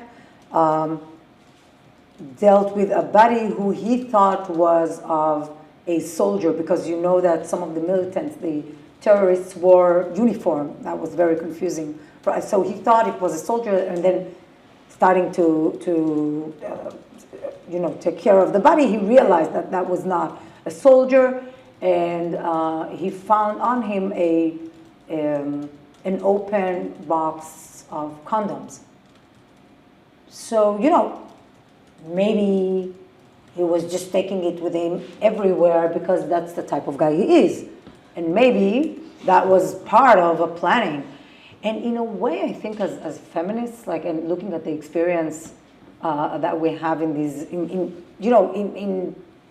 human history, we know that whenever the possibility of encountering vulnerable women, when you are, armed head to toe, this is at least something that crosses your mind, if not pre-planned. But we don't need the pre-planning for the crimes against humanity part of it.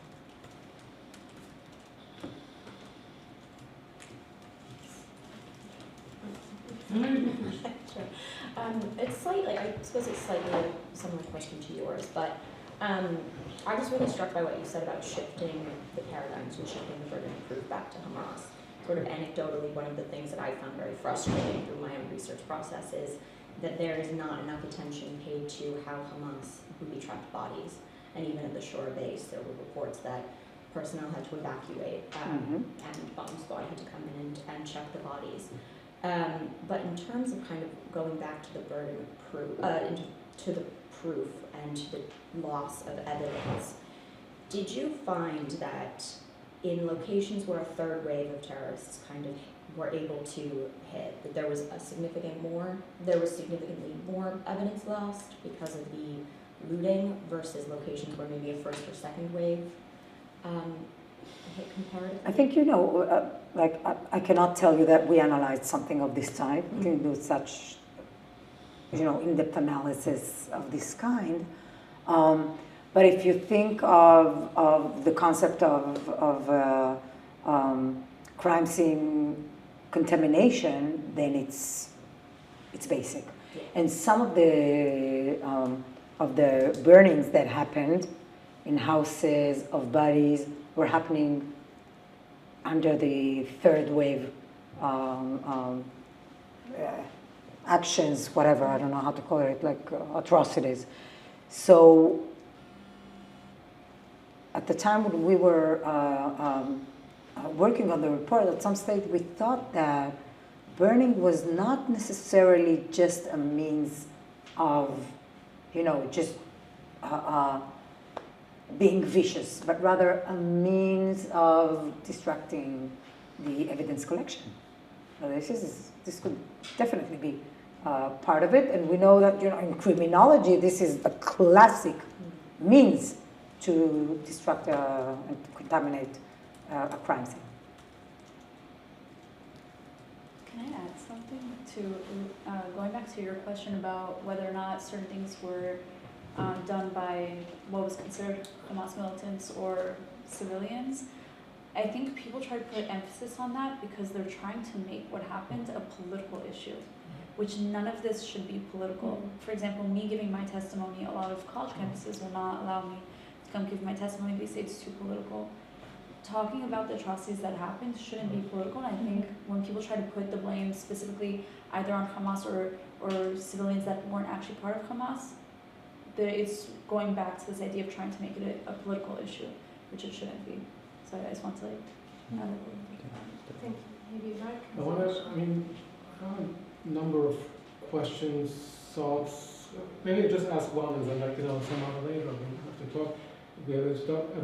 You mentioned at the very beginning in the presentation that you went to some meeting where we were supposed to talk about it, and then people said, let's not talk about this sexual violence, let's talk about sexual violence in general, or what are the reasons? No. Let's talk about this specific sexual violence's root causes. Oh, this particular? Yes. So I thought they did not even deny it. Do you want to expand what you mean by talk about the root causes? What did they mean? Well, I don't know what they meant. I'm just reading to you from the message that the organizer got, and but I think you're implying something by that, and I know what you mean, but I want you to say what you mean. I think they're insinuating that even if it had happened, then it must have happened as part of a resistance that is justified in and of itself, and that's what they wanted to. Well, but there was a question. You actually experienced reluctance to speak about this particular. And then you said, let's talk about this particular, but you actually experienced was that people want to subsume it into. Yes, I have the. Right. So this is message. That's what I was asking, because I think it matches a pattern that we have very often when Jews or Israelis are targeted in particular. For example, when you have anti-Semitic violence. Or anti-Semitic crime. Let's talk about racial discrimination in general. Let's talk about. I think it's a bit different, but this experience is also very well. We just experienced that outside, right? So they were not saying. I don't know. To you, they said maybe later. In some of the cases, when I was speaking out, people said, "Well, you know what? We're not denying that this has happened, but we see no reason to focus on that. Let's focus about the safety of women." In the Middle East. So UN Women used this tactic repeatedly with regards to this. Whenever they mentioned the hostages, for example, and women in Gaza. Right, but that's what I'm saying. There's that's different. But I think it matches up with a pattern where people refuse to talk about when Jews or Israelis are being victimized, right? Because let's talk about racism in general. Let's talk about discrimination in general. Let's talk about sexual crimes in general, and not actually what happened there, about to these victims. So maybe we can talk about it a bit later. But I feel like there's some kind of analogy when you, for example, go and try to exclude this particular victims and subsume them, when you say no, let's talk about them, or it's being reverted to some kind of sense of entitlement. But so I want to say something about this, even though it's the motivation is normally to silence you, speaking about Jews and Israelis. I think there's a way to turn it on its head and utilize this type of saying to say something of the type that I'm putting to the fore here in this version of the report. I have the version that focuses on the Israeli case, and I have these lessons for global preparedness. No problem. You think that this is something that should be discussed within a broader context of how do we assist, how do we make sure that we fight escaping from responsibility to sexual crimes by terrorist organizations? Here you go. Here is the mechanism. And this is what I do. This is what I do when in this version of the report. So you can play with it. You just don't fall for, okay, this is why you should be silenced. No, this is exactly why not only I should speak up, you should be listening and taking notes. And this is where, when I opened with saying that anti-Semitism, regardless of its peculiarities, it is still a bias, a form of racism in many respects. And in this case, this is the motivation, the way I look at it, not to leave space for such thoughts, emotions, motivations to distract us from seeking justice. So what I do here is exactly that. I'm just, providing the more systematic way of looking at this gap of evidence, not to allow anti-Semites say it's just because you're liars and there are no evidence. It's because of the loss of evidence caused by the systematic blah, blah, blah means, as the indications show.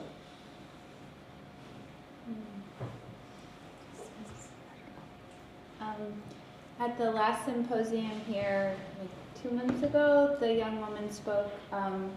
She had been a student at a UK university, and she said that when she asked one of her professors about the sexual assault on October 7th, that her professor responded that it was, if I'm remembering correctly, it's impossible for Israeli women to be raped because they're the oppressor. Okay. And that was, one of the most extreme statements I've heard. I know a lot of feminists were silent, but I'm wondering how many of those types of things have you heard where it's actually blatantly denying the humanity? So I think saying the root causes is bad enough. Similar. But what you're saying is just against, scholarly evidence. It's ridiculous, isn't it? I'm afraid it's not. And I'll tell you why. About 3 weeks after October 7th, I went to a teach-in at Columbia University in New York. And it's a day that I'll never forget as long as I live. At the teach-in, there were professors at one of the best universities in the world in philosophy and literary criticism and in gender studies. These were feminist scholars and doctoral students. So see, these are masters of the literature. These are serious thinkers, well-educated.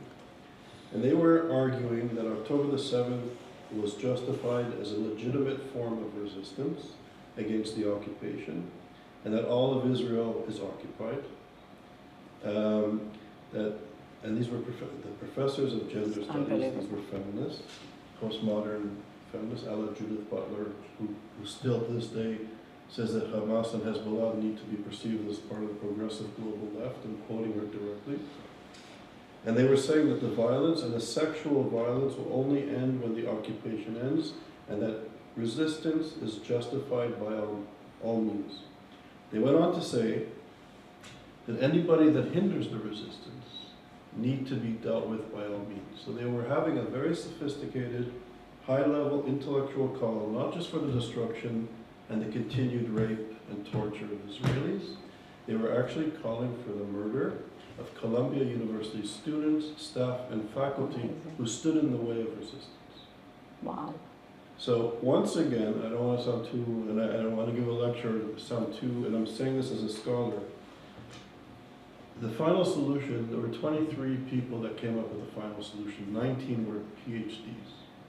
The best universities in Germany, the professors of divinity, theology, eugenics, biology, philosophy, lay the groundwork for racist anti-Semitism. The intellectuals provided the foundation for the final solution. And tragically, we don't have the capacity, I would say, unlike the study of race and sexism in our society, we have a long way to go. But if you get a good liberal education, you have some decent understanding of the history of racism and sexism. We do not have that understanding of contemporary anti-Semitism in Western Christian civilization. And we're repeating itself. We're repeating. The Christians had replacement theology. Edward Said, in 1983, said that he was the last remaining Jewish intellectual, and that he was the only inheritor to the Frankfurt School of Thought, which was created by Jewish refugees who survived the Holocaust, and that Jewish scholars in America have become fat scribes in the suburbs.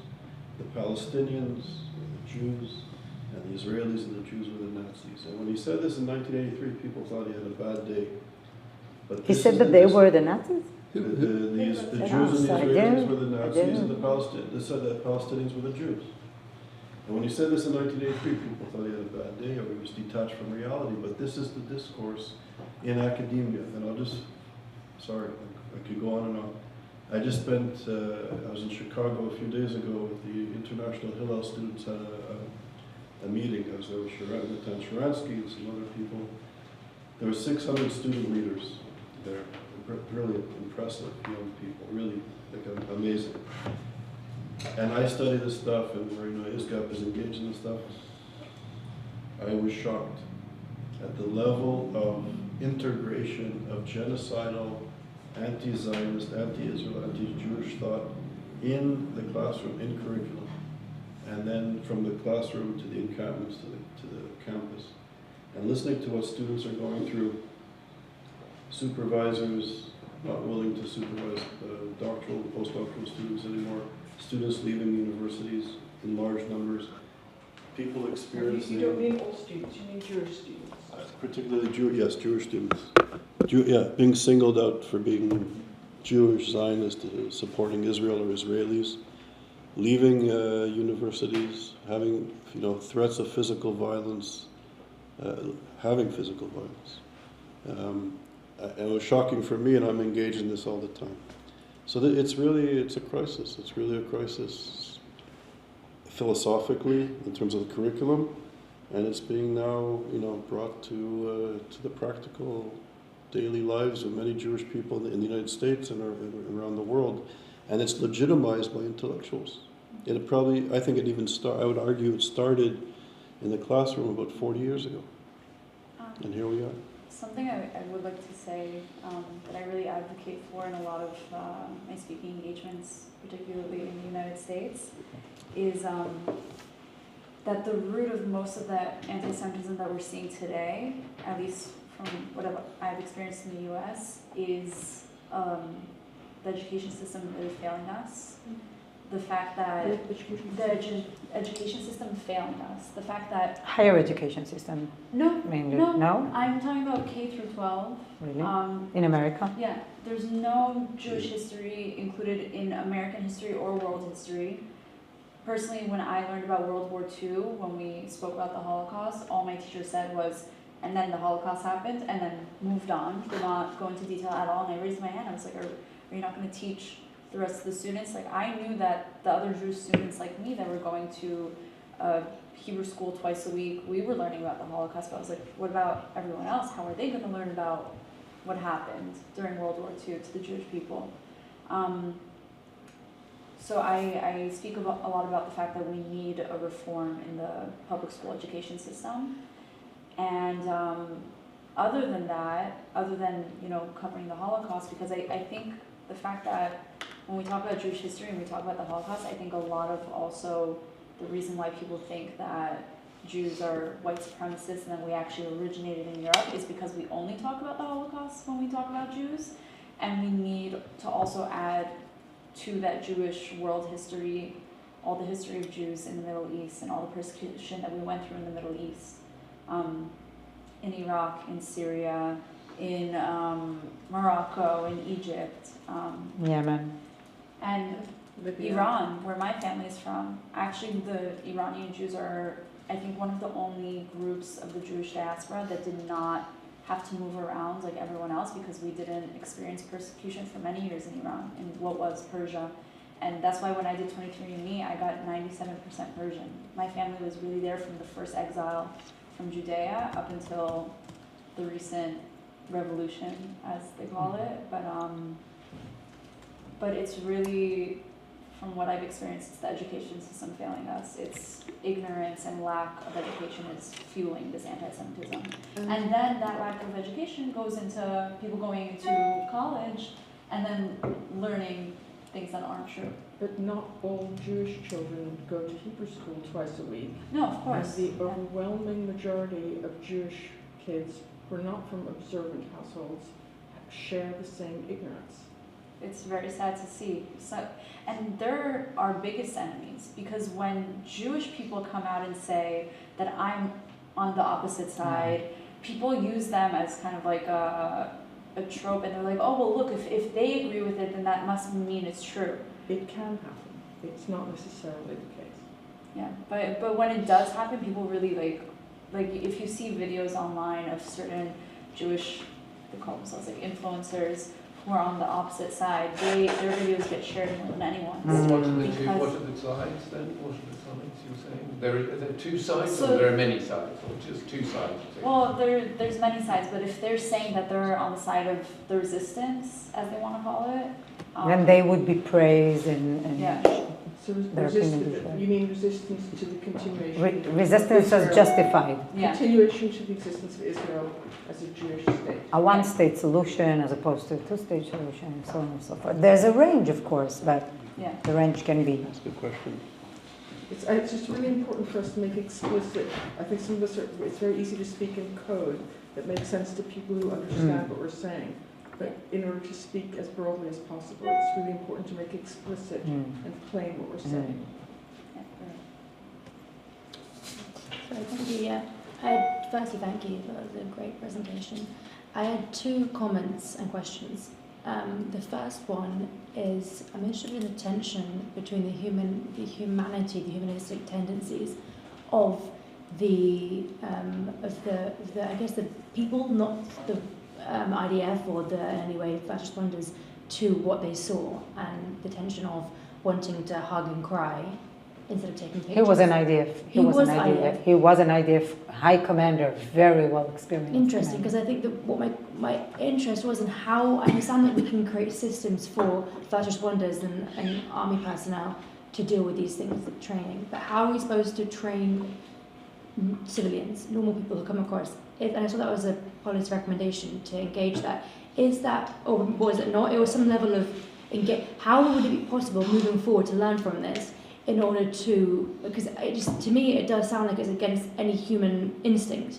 You can say as much as you want, you can train, but when you're in that situation, you see that, the first thing isn't to say, let's get my camera out, obviously. So is there going to be any way that we can implement that in that realm? Because terrorist attacks, the whole point of them is they're not necessarily in an army, military situation. They're in a civilian situation. That's my first point. My second point is on the sexual violence. Maybe forgive me if I missed it, but had you spoken at all about the sexual violence committed, if there was any, to men as well as women? Are there ways that we can use that in order to investigate the women, the sexual violence committed against women? Or to look at the differences in ways that's spoken about for obviously many different reasons. That's not in this context. In broader society in general, at least in Western society, sexual violence committed against men is very, not spoken about enough, in my opinion. So, are there ways that we can look at both those kind of in parallel? Okay, thank you for these thoughtful questions. So, first one, I would say that We are looking for a systematic way of collecting evidence, and that would be through systematic first responders and secondary responders, not through civilians, occasional civilians. So occasional civilians might come across such indications, and in a way, you know, I would expect the police, for example, to approach those who were in the party very, not intimidatingly, you know, in a very, like offering them if they have an account that they would like to share, something like that, but not other than that. You do not start, you know, educating the general public about how to, like, you could say that, you know, whenever, like, there is a presumption that people, when they see an injustice, a crime being done, they should report about it, right? So maybe that's part of it. But the main thing is to actually systemize it and therefore train the systemic bodies that are responsible for responding. And as for your second question, first of all, you know, I'm looking at, as someone who's been researching and representing in courts and so on and so forth, victims of sexual violence, the primary victims of such behavior are women. There are also men. I also represented men. Okay, it's important for me to say. And men are also mentioned in our report, cases of men being hurt.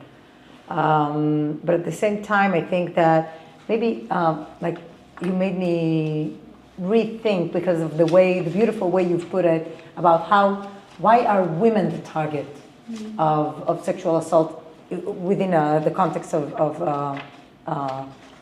war, and you said they have a light that someone tries to take away from them. I think that they're held to such a high, they're kind of like idolized in a lot of cultures. That's why. Oh yeah, so that not necessarily the light, but rather carrying in them in their sexuality, exactly, the honor, and so on and so forth. But also, it made me rethink that maybe this concept, maybe thinking of this being a way to drag women into wars, because women are not involved to the same extent, by all means, in armed conflicts, the way men are. We know that with the ISIS, behavior, terrorist organization behavior right now, we've seen more involvement of women, but it's still a very manly thing. Both terror and war are men created, men operated, men benefiting off of it. And I think that this is actually a way of dragging women by their hair, by their bodies, against the light that is more, related more to women as being more relevant to the, definitely in the Middle East, to more to the domestic level, to the to the home arenas, and not to the outside. And this is a way to drag them into the war and to make them involved in what's happening. Or is it to bring the war into the homes? Also, we have a colleague, Amy Ellman. She writes on gender issues. And she also said how this ties into gendered identities of men. It's of Jewish men as being kind of weak and feminine and all these things, that it weakens the Israeli man. So she wrote a brilliant piece on this. How there was a denial in Israel. I'm telling you, we had to fight the inner denial as well. It was for different reasons, but it was... for the man to be helpless. Yeah, no one wanted to believe that. Not just against men, but also against women. Our women were... This was done to our women. This was also something that the Israeli society was not really, welcoming. I can say, I won't disclose names, but I've heard, like my friends have heard firsthand from either freed hostages or just people that were there on October 7th, that they don't want to admit to the public that they have been sexually assaulted or raped because they don't want the rest of society in Israel to view them as damaged. Because a lot of people do look to girls who are raped as like damaged goods. Even though you wouldn't believe that a Western society would think something like that, but again, that's what I'm saying. It happens all the time. The shame, the sense of humiliation, you know that the Holocaust survivors, you wanted to mention that. Almost none of them reported about the sexual abuse that they've been going through, and clearly there was massive sexual abuse. This is, by the way, outside the history pages of the Holocaust within Israel as well. So regardless of how much we studied about the Shoah, and we studied endlessly about it in our school system, no one has ever mentioned any of this. I think the first time I encountered that as an Israeli was when I read Katzetnik's books, Salamandra, I think it was, and then he describes this, and I recall, he describes his sister being sexually abused with many other women. I was like, oh my God, I was I think around 12 when I read it, and I was like, no one ever speaks about that. No one ever said a word. To me, it was like, maybe that was part of an illusion because he also described it from the literal point of view as something that he sees, not sees. It's like, I mean, that was exactly the point I wanted to make. That, like, I believe one of the less researched and less documented aspects of the Holocaust is actually those of sexual crimes, rape, and systematic sexual violence, because people are embarrassed. In Israel, it's non-existent up until today. Right. Maybe, yeah. Oh. Yeah, it was, because at one point you said, when a man enters in a war situation, enters a place and he's armed to the teeth, it crosses his mind to commit some sexual violence. This is, I think, more or less what you said. In a sense, this is it's an exaggeration of the situation when men in domestic situations are feeling powerful. And I'm trying to say that sexual violence, of course, in Israel or anywhere else, is not just a feature of a terror attack. Of course. It's a feature of domestic life, and it's a feature of all warfare. I mean, I understand from you know, you've worked on these issues for a long time. I mean... no, I have not. About warfare? Okay. Never, because I never thought this is something that... My sister... I was on the domestic side. My daughter worked for many years for the Fédération Internationale des Droits de l'Homme, and her desk was the women and migrants desk, and of course, and she knows, like you, she knows Patton, and was talking about the discussions they have about the situation of sexual violence during warfare, and as far as one knows, it happens in the warfare from Israeli soldiers as well as Hamas terrorists. Okay. I'm just saying it has to be true because it's a feature of all war. I'll tell you why. I'm saying, let me finish. Okay, Sorry. It's a feature of war. I know that Prabella Patton, what she said is, what we seek to do around sexual violence is not to stop sexual violence, but to stop war. And that's because the two are so closely linked. I read Prabella Patton saying that when I was reading about her yesterday. So, but I'm interested in your response to what I've said. If people who study this area, they say this is a feature of all war, then you would expect to say the same thing about the soldiers. People do say the same. So, yeah. There are reports that are the same. So first of all, if you go back to Pramila Paten's report, she indicates very specifically that what she was able to come across doesn't look anything like the systemic, intentional rape and sexual violence that she found on the side of Hamas. But I'll say that definitely when you're in a war zone, women are more susceptible to sexual violence, and in many respects, I suppose that there are encounters of this kind of Israeli soldiers, but I have to say I have to put a few reservations to that. First of all, it's not systematic, by all means. Second of all, it is not expanded. There are no evidence of such an expanded behavior, practice. Second of all, I think there is a huge difference between Hamas and the IDF.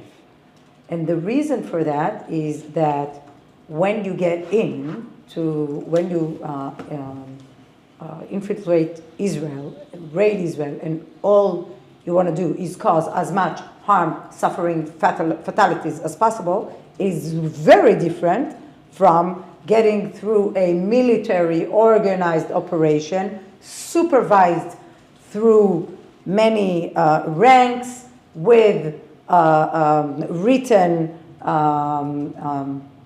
orders and an ethical code as well that is being instilled in soldiers.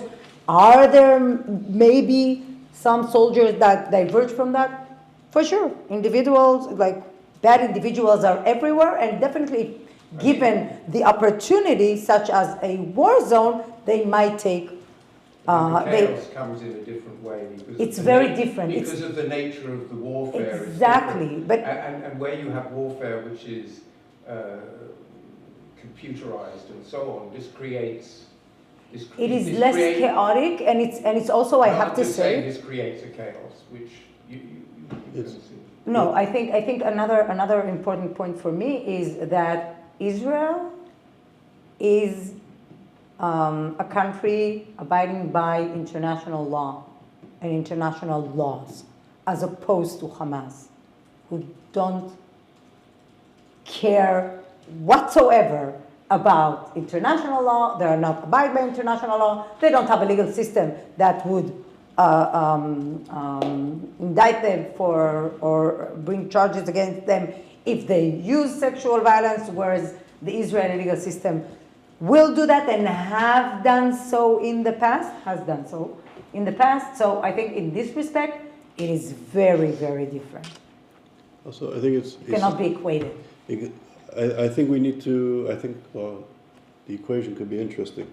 I think we need to study the ideology. And what happened with Hamas, and I think this is very important, is that, that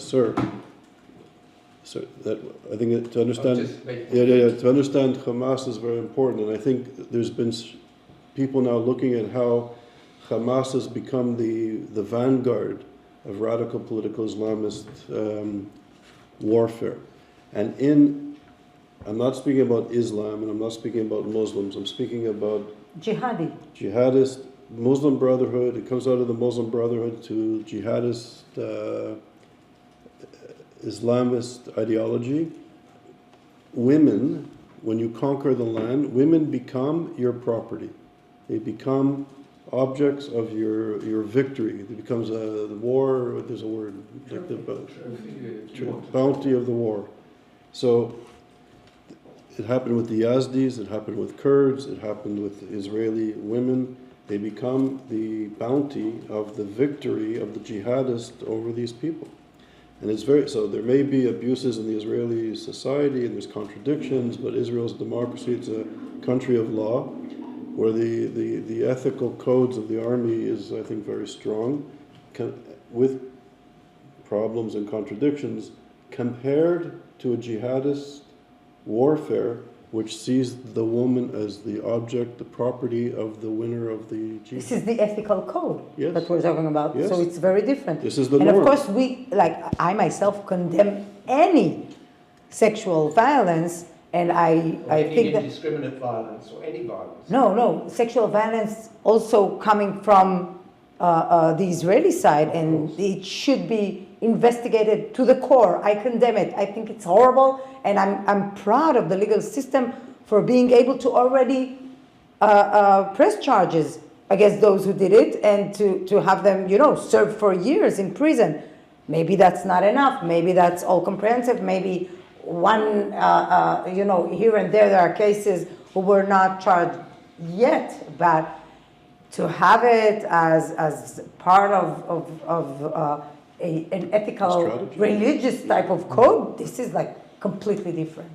I'm trying to understand, what are you particularly referring to when you're indicating there are crimes like this, or like on a... No, there are contentions of this kind. There are... What am I referring to? I suppose I'm referring to... I'm linking this back to a feminist theory, an understanding of the nature of warfare and the behavior of men in warfare, the imbalance between men and women in society, and how that gets exaggerated in warfare. That's true. Now, anybody... No, but basically, just so I understand right, you're saying that you can't imagine that it's not happening in the Israeli army. You're not like referring to anything particular that you heard about, like, particular evidence that is like happening there. You mean I've strayed into generalities there, but I thought the generality was important because you can't then, otherwise you're misunderstanding the nature of society, whereas the huge imbalance of power between men and women. But in terms of, I haven't come with a list of examples, but I have them in, my mind is a... I've read articles. There aren't this many. Myself to today. There aren't this many. I read carefully, and you can read right. too.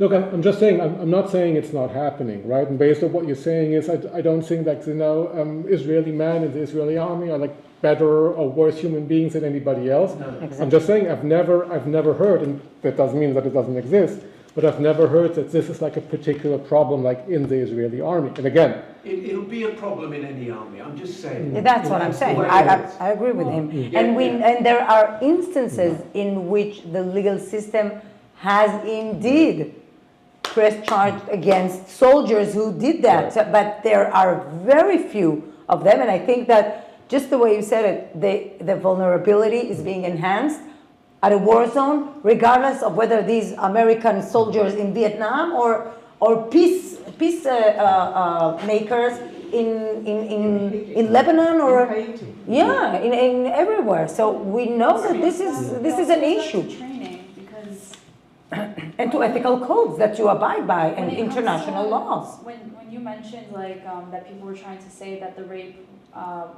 was only done by people that were like civilians that weren't part of Hamas, it's so false to say that, because if you look at the training of any of the proxies of the Islamic regime of Iran, and if you look at the Islamic regime of Iran and what they do to their own women, when they arrest women for not covering their hair, before they give them the death sentence, they will rape them in jail.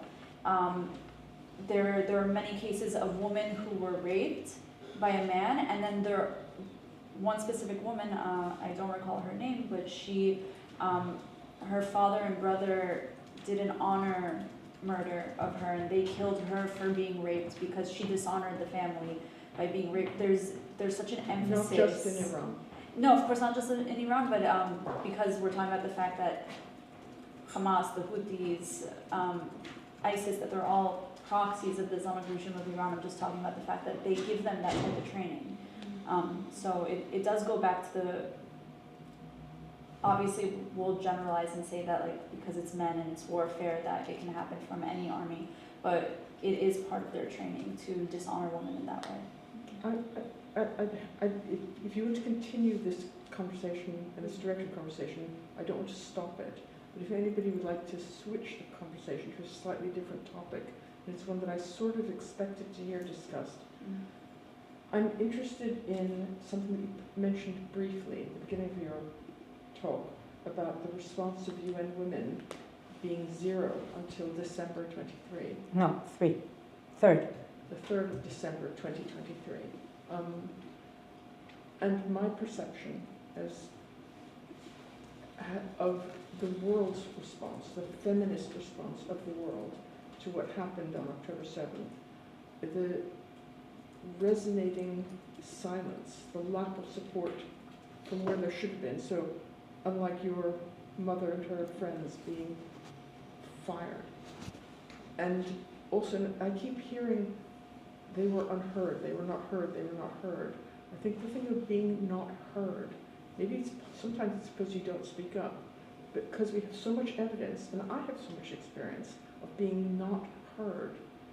And so I wanted to hear, I was hoping we'd hear something. Maybe that's in another talk later in the day, I don't know. Yeah. If it is, then please continue with the Hamas versus IDF discussion. Yeah. Feel free, no hand, Mark. I think it's very important, in my humble opinion. I think you should continue, or we can respond. No, The speakers can respond. I was trying to open the conversation topic in case, I don't know how fruitful it is to continue with discussing how evil different men might be to women. I think we probably have a shared understanding of the risks that women face. And I was just trying to shift the conversation. So the issue of solidarity to Israeli women? Not just Israel, well, yes, in this particular instance, where was the world's where were the feminists? Where was the Me Too movement? You know, where all the sensitivities and care that women expect from, that we as women expect from our sisters, where was that for these Israeli women? Where was it? What happened? Well, something I would like to say in regards to that I think we saw a lot of support from specifically the Iranian women of the world, because just 2 years before, when the revolution and everything started with the killing of Msalmi in Iran, the Jewish community showed so much support for Iran, because the Jewish community understood that the Iranian people and Msalmi and all the other Iranian women are not their government, and that it's two very separate entities, and they showed so much support for the Iranian people, and the Iranian people seeing that support just 2 years prior, almost exactly 2 years, it went on to us, the Jewish woman, seeing so much support from the Iranian community. But you're right, where was everyone else? It's a very good question, if anyone wants to. Actually, I got a text from one of our colleagues, Zahava Feldstein, who wrote that Zionism equals racism was a foundational to the platform of the International Women's Movement, which I mentioned earlier, my mother's experience and her generation. So it's not surprising that that the global feminists defend sexual violence as part of the oppressed resistance. This is from one of our scholars. Yes. I would move to my presentation, which is entitled Arab Women Victims of Islamism, Iran and its Proxies. Can I recommend we take a 5 minute break? Yes, I think so. Yes. Let's have some tea and coffee, and then... Yeah, come refresh Yeah, your...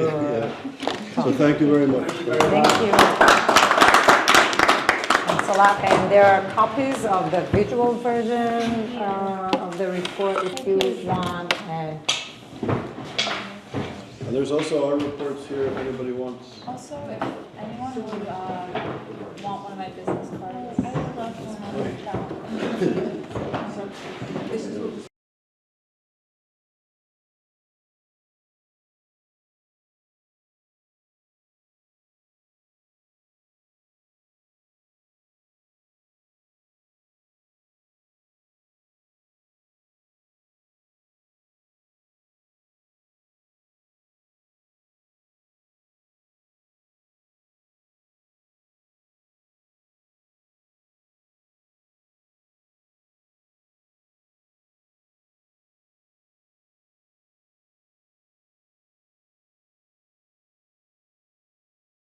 So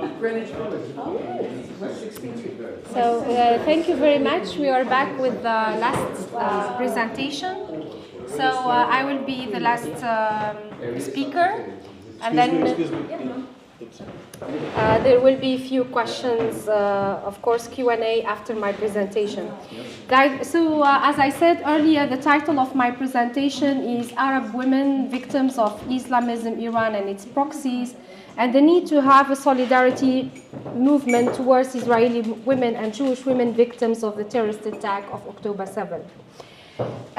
So the title of my presentation includes Arab women, so I will focus on Iran, but particularly on Arab women in Iran, as well as women in Lebanon, Syria, Iraq, and Yemen. And you will see that the different terrorist attacks and violence against women are targeted by Iranian militia. They have the same ideology and the same methods used by Hamas in October 7th. So in areas governed by Iranian-backed groups, including Syria, Iraq, and Yemen, women endure numerous types of violence and mistreatment.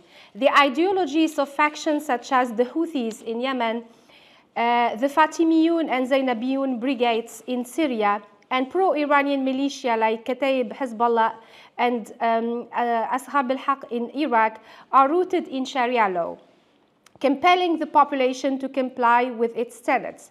Women and girls in this location frequently experience domestic violence, abuse, verbal harassment, and limitations of their rights and liberties. So I will start with the Arab Ahwazi women in Iran. This is like a minority group, but also there are other minority groups like Baluchi, Kurds, and Azeris. Of course, also Iranian women are victims of the Iranian regime and agenda, but I will focus on Arab women because I'm speaking about how Arab women are victims of the Islamism and Iranian proxies. So Iranian security forces violently attacked helpless Ahwazi women who were demonstrating against the regimes, and lawful arrest of their families, and detaining many of women whose only offense was seeking justice. The regime's military personnel targeted the women, striking them in the mouth and chest with batons and rifle stocks. Women, particularly those belonging to national minorities, encounter significant obstacles when it comes to participating safely in decision-making processes, hindering their ability to advocate for their rights and contest ongoing human violations. Politics has historically been and remains a field dominated by men. Statistics indicate that women are underrepresented at every level of decision-making globally, with an even smaller percentage of women in politics coming from minorities who suffer from state-sponsored violence and discrimination, not only for their gender, but also due to their affiliation with marginalized minority groups. The visibility and safe involvement of minority women are essential for achieving equal representation and participation in decision-making process, empowering them to influence their political, social, and cultural futures. As previously mentioned, the exclusion of women from national minorities within political processes is not merely a gender issue, but is closely linked to their ethnic, religious, and cultural identities. So we have also the exclusion of Baha'is, minorities, Christian minorities, all the other minorities in Iran. Women residing in regions with ethnic minorities face heightened challenges regarding education and employment, and areas predominantly inhabited by national minority populations have been overlooked by the government, receiving less investment in services, public welfare, and also enduring increased level of police surveillance and brutality. The obstacles preventing women from national minorities in Iran from participating safely and equally in decision-making processes complicate their ability to advocate for their rights, thus perpetuating a cycle of inequality. The Iranian government is escalating its harsh repression of female Ahwazi human rights activists, all while a media blackout persists and the international community remains strikingly silent, including well-known exiled Iranian women's rights advocates. Human rights organizations in Al-Ahwaz have reported that after the recent arrests of 3 female activists in home raids, one of whom was taken along with her younger siblings who attempted to protect her, the regime's notorious Islamic Revolutionary Guards detained Zainab Sawari, who is a teacher, a notable advocate for women's rights and children, and was accompanied by her younger brother and sister, who were also arrested while trying to defend her during the raid on their family residence. The government of Iran has significantly intensified its harsh crackdown on ethnic minority groups, using unlawful mass raids, violent detentions, and enforced disappearances against hundreds of individuals from these communities nationwide in an effort to suppress peaceful dissent, according to the Center for Human Rights in Iran. So there is a systematic oppression of Kurds, Arabs, Baluchis, and Azeris, and Azeri Turks, which reached an alarming heights at the Islamic Republic, with an escalating campaign of terror against these groups in silence, which suppresses them, according to Hadi Ghanimi, who is the head or executive director of the Center for Human Rights in Iran. So, as I explained, there are mass detentions. There are also sexual violence against women who were arrested, especially after the Jina Mahsa Amini movement in 2022, with the movement of Women Life Freedom protests. So there were numerous arrests of the cities of Al-Ahwaz, but also in other cities of other minority groups, in order to suppress this kind of protest. And also there is a violence and massive detention of women. In Lebanon, Hezbollah has an important, which is an important proxy of Iran, who has a considerable sway over the country political and social landscape. There is a massive and progressive fight against violence directed at women, but unfortunately in areas where Hezbollah exerts its violence, there is a difficulty to fight against this violence. Reports from UN Women Lebanon indicates that in regions where Hezbollah power is most pronounced, women's living conditions are poorer and they experience higher levels of violence compared to other areas in the nation. Even though women play a crucial role in Hezbollah's propaganda, the group's policies impose harsh limitations on women's social freedoms and enforce specific behavioral norms, particularly in the southern and Shiite regions. In territories where the terrorist groups operate, temporary marriages with Hezbollah fighters are increasingly prevalent.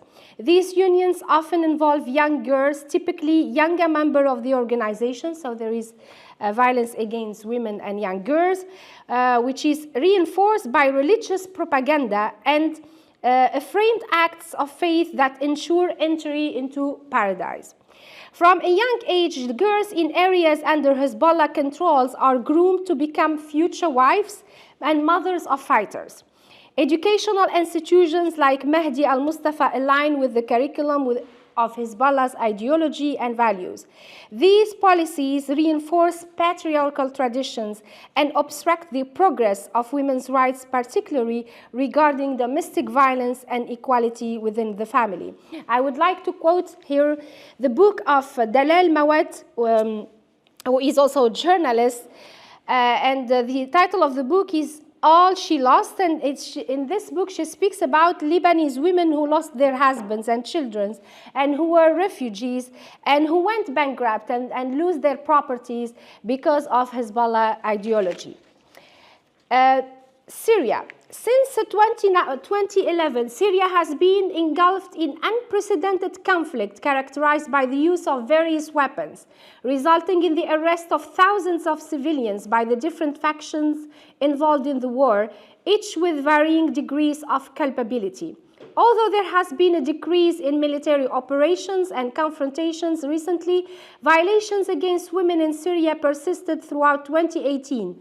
Human rights organizations, including Euromed Monitor, reported that 1,361 women and girls lost their lives in the previous year, bringing the total victim of female victims in Syria since the conflict began in 2011 to over 27,200 women. Human rights data indicates that approximately 90% of female victims were killed by government forces, while the remainder were facilities resulting from attacks carried by the Syrian opposition and extremist groups. Alongside killings, women in Syria have faced numerous other violations, including arrests, enforced disappearances, torture, and rape. The count of female detainees in Syrian government facilities has reached 8,057, with 911 detained in opposition-controlled prisons, 489 in Islamist facilities, and about 499 women in Kurdish detention centers. Yemen. Yemen is a conflict, is very complicated conflict after the Arab Revolution. You already know that, unfortunately, the country was taken by the Houthis, who are Islamist group and Iranian-backed militia. And a source mentioned from the Yemeni coalition that the Zainabiyya Brigade, who is like a brigade, like the IRGC, but is the Houthis IRGC. For the women. Yeah, for women. That the Zainabiyya Brigade functions as part of the Houthi intelligence network. So there is an intelligence network within the Houthis function, and primarily responsible for recruiting women and compelling them into roles designing to entrap political adversaries. So this tactic may clarify the changing loyalties of some activists and politicians who formerly opposed the Houthis but now support them. In clandestine prisons, terrifying narratives arise concerning the abuses of women in Yemen, faces especially at the hands of Zainabiyya, a group linked to the Houthi. Victims have faced severe forms of both psychological and physical torture, as highlighted testimonials from survivors gathered by human rights organizations within the Justice for Yemen Pact coalition, which tracks violence in the area. These accounts describe appalling conditions such as women being made to remain perfectly still for hours or forced to sleep on cold, hard floors without bedding, while the cries of other detainees resonate from adjacent cells. Some survivors have also mentioned instances of sexual harassment and rape. The establishment of female Zainabiyya Brigade by the Houthi groups serves as a calculated instrument of oppression and terror of the Yemeni women, focusing primarily on recruitment.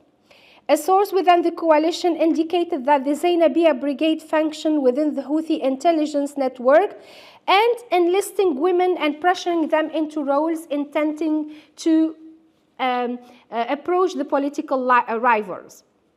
Also, the Zainabiyya Brigade operates penetrating society to gather intelligence, and they have a lot of efforts going beyond espionage and surveillance. They have also been associated with arbitrary detention, acts of extreme physical and psychological torture. Yemeni lawyer and human rights advocate Huda As-Sarari, who leads the organization Defense for Rights and Freedoms, was awarded 2020 Martin Ennals Award for Human Rights Defenders, notes that the Houthi militia formed the Zainabiyya Brigade similarly to Iran's Fatimiyya group. So she states that certain leaders of the Zainabiyya have received training in Iran, indicating that the recruitment of women in areas controlled by the Houthi has commenced. We will not speak about young people who are trained by Hezbollah, like in Yemen, which is violence against children's rights, but since today we speak only about women. But unfortunately, there is a training by Hezbollah to young people to radicalize them From 2011, the new generation of young Yemeni are becoming radical through this propaganda of Hezbollah, unfortunately.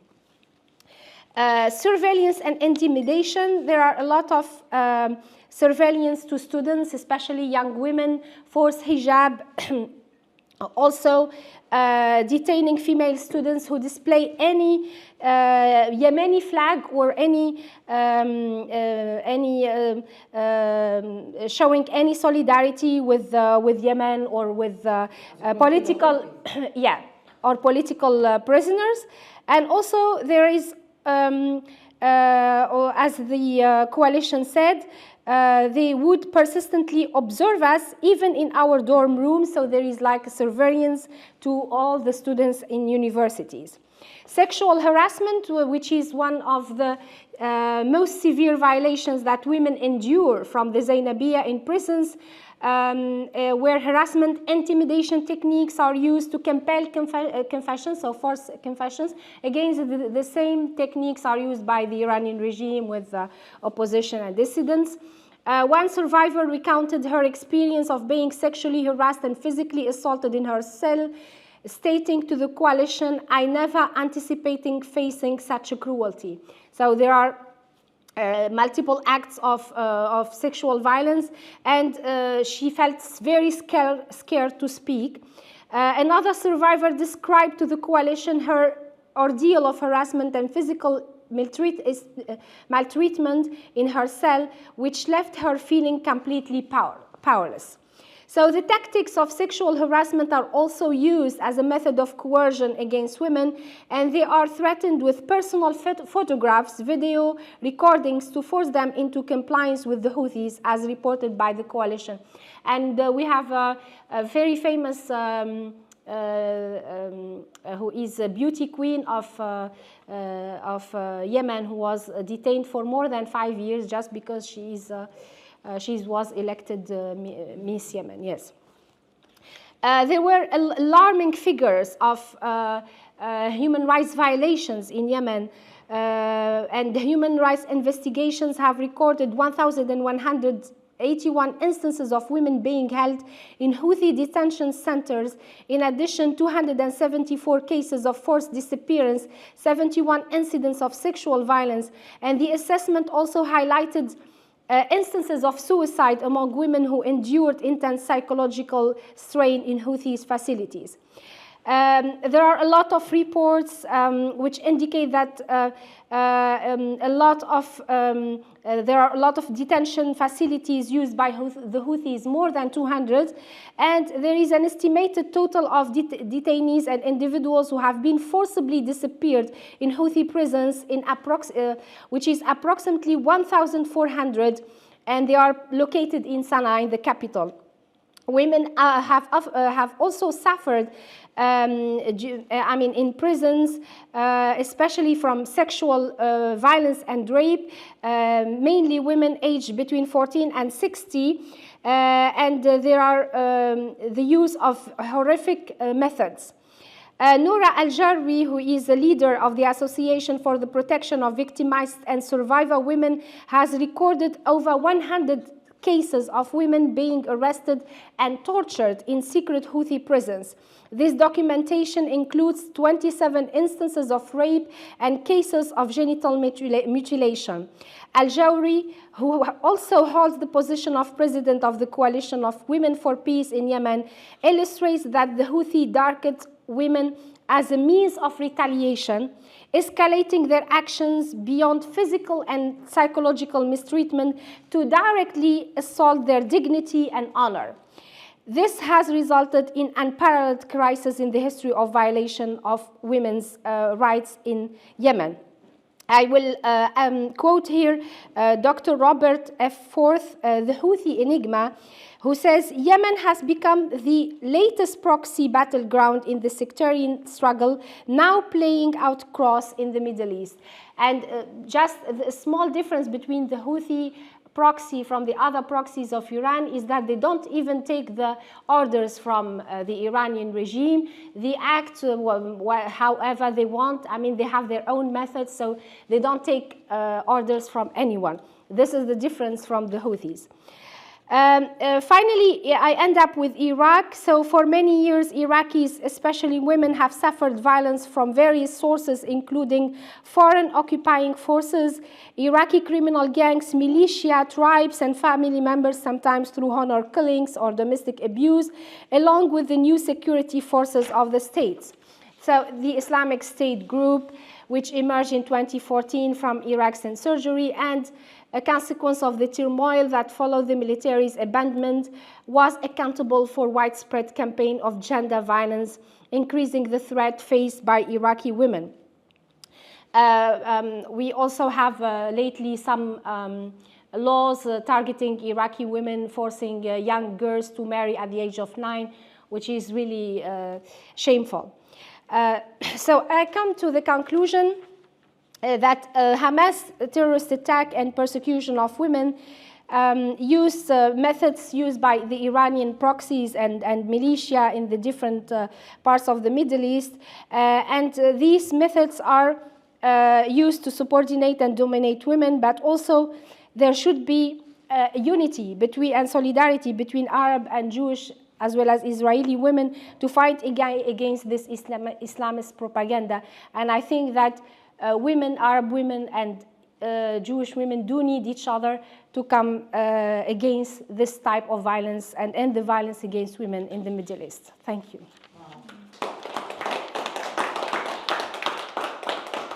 I will be happy to answer your questions if you have them. So first of all, it was wonderful, and I really thank you for shedding the light on all these different countries. And on the one hand, you can see the commonalities, but at the same time, there's, you know, different shapes and of these types of oppression that can be imitated by others, and this is what makes it so dangerous. I think that you see that it's not going to be exchangeable, but rather added to what these women already suffer. I suspect, for example, that lowering the marriage age to 9 in Iraq is going to spread like fire, you know, throughout the Middle East. It's going to be, horrific. So I wanted to ask you, what you did here was to frame it as part of an evil that we all need to fight together in solidarity. But is it something that you can see happening somewhere? Clearly, you're an example for that. But I'm thinking of, you know, I was listening to your account of the Houthis and how vicious they are toward Yemeni people. And they signify, I think, one of the most, you know, known to all humanitarian crisis in the Middle East because of the Houthis. And then we see, again, pro-Palestine protesters chanting, Yemen, Yemen, make us proud, about directing it to the Houthis, who are intercepting all kinds of ships going through the sea toward us or toward the U.S., or definitely the missiles launched against Israel by the Houthis. Is there a voice there that says, like, this is just crazy, this is not Yemen, this is... Yeah, there are a few voices. I know a few... Loy Ahmad? I love him. Yes, he's Yemeni, I think. I know a few voices, like they are very vocal about the situation in Yemen, and they were speaking to people and saying, you cannot encourage the Houthis to do that. The Houthis took our own revolution. They stole our own revolution. We wanted a revolution for dignity, for human rights, for women's rights, but they steal our revolution, and they transformed the country into a fiasco. So what the Yemeni people are living is famine, radicalization of young people, violence against women. So it becomes like a terror state. So unfortunately, these voices are very, I'm not saying they are weak, but they are not heard by the West. No, by women's voices. Yeah, women is a very big issue in Yemen. We have like the biggest media in the West are giving the floor, especially to women who are with the Islamists, who are supporting the Islamists, unfortunately, and women who are who are secular, who support women's rights, they are not given a voice. So this is a problem. I mean, this is one of the issues that in which the West is not really supporting the revolution in Yemen or in other countries. That's what I fear for Iran. That, it's the same. Unfortunately, everybody hears about Tawakkul Karmen, who is like the vision or the is like the name of the Yemeni revolution, but this is not the revolution. It's like an Islamist takeover of what Yemeni people were dreaming of, to have a revolution of dignity, to have human rights, to have equality, but at the end it was an Islamist takeover. And the problem in Yemen is that you have Islamists and you have Shia who are not really Shia, because the story of the Houthis is completely crazy, but it's like the Houthis who are Iranian proxies. So you have like a competition between these two forces, the Islamist forces, and on the other hand, secular voices who are completely disappearing. And they're not being respected by the West. Like, do you feel that some of the attacks would be aimed against you? I think that some of the women who speak out, like yourself, would be considered I know far right, even Islamophobic, Islamophobic. Yeah, I know. People. A human rights activist who is threatened by the Islamists because of her positions, very, very hard positions. And unfortunately, they are not really supported. Of course, they try to be vocal, to show themselves in the international community, but again, now with the Trump administration, the Houthis were put on the terrorist list, but before, the Houthis were not on the terrorist list. And during these years where the Houthis were not on the terrorist list, it was very difficult for them to survive. Let alone the problems of water, the problems of food, the famine, the refugee crisis. It's horrible. It's the biggest humanitarian crisis, together with Sudan. Yes. And I would be interested. You gave an overview of all different kind of forms of sexual discrimination and violence. How these different forms are being reflected upon in general, like social discourse in the respective societies, because there are a lot of forms of sexual violence that are actually being denied, right? Like the classical case of a rape is like, no, I didn't do it, and they would deny it. But I think there are also certain cases where I could imagine it's kind of like, for example, if you think about these honor killings, right? Like within the families where something like that happened, it was like, yes, this is like a matter of honor, this had to happen. So I was wondering if you could maybe differentiate between forms of sexual violence and explain what's a moral framework behind it. Where are the kind of cases where you say where people maybe try to deny it and they do it, but it's actually not accepted, and where it's actually like a sanctioned, a socially, morally sanctioned form of discrimination and oppression. I think in the Arab and Muslim world, it's a taboo subject to speak about sexual violence or rape. This is something that is not evoked in the media or even in by human rights organizations. But hopefully there are human rights organizations working on the ground and reporting these cases, particular cases. But what the Houthis is doing is targeting women, and it's the same as like the Iranian regime. So either you put the hijab, the veil, or if you are not you don't put the hijab, so you deserve this kind of violence, even rape. So this is yes. I want to say how in these types of regimes they glorify the purity of women and covering yourself, except for when it benefits them. And an example of that in Iran, really the idea of covering a woman is not because they care about a woman's purity and honor. It's because they want to minimize the woman and silence them. And an example of that in Iran is the fact that they'll kill a woman, throw them in jail for not wearing the hijab, but they've oppressed them so much that it's hard for women to make money in most fields or get a job in most fields because it's not allowed. And it's come to the point where they've created this thing called, it's basically their version of prostitution, where they do marriages that only last a few hours, and it's one of the few ways for a woman to make money. Wow. So they get married to this woman, and they have like a contract that this marriage is only up to, let's say, 5 hours, and then they pay the woman. So it just goes to show that they kind of put the idea of like their honor and respect for a woman, and the fact that a woman should cover herself for her honor, like under the umbrella of honor, but really it's about controlling the woman, and they only care about their honor when it benefits them to silence them, and then their honor doesn't matter when it comes to, you know, this type of legal prostitution that they're doing within Iran. And a lot of people don't know it's about hypocritical that. ideology. So it's just justifying what they are doing towards women and using religion, because this is just using and misusing the religion. Yeah, unfortunately. You may have already mentioned this, I didn't catch everything, but we talked about the kind of lack of an appropriate response of the feminist movement towards Israeli sexual assault. Is it similar that the feminist movement is afraid to speak out against, for fear of sounding Islamophobic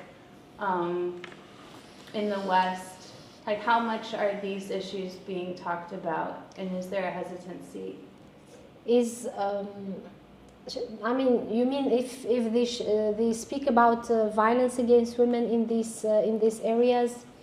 I think it's. I mean, when there was Mahsa Amini movement, there were very few demonstrations in the Arab world. I mean, like 2 demonstrations, one in Tunisia, one in Lebanon, and in other Arab countries there was no demonstration, because they are afraid of Iran and Islamists. So I think there is like this terror, because it's a regime of terror. So people are afraid also to go into the streets, like Iraqi women, Lebanese women, Syrian women. It's right, but I mean more among humanitarians and you know, activists in the international community or the UN. Is there like the same ideology that makes people hesitant to talk about October 7th? I see your point, yeah. I think in the West, from a Western perspective, there is a fear that they will be accused of being Islamophobic. This is what you mean, it's true. I think I do agree with you. They have always, okay, so it's just, we are, as if we are accusing these people, but you are not criticizing Islam, you are not criticizing the religion, you are criticizing extremist group, just like what Dr. Charles says.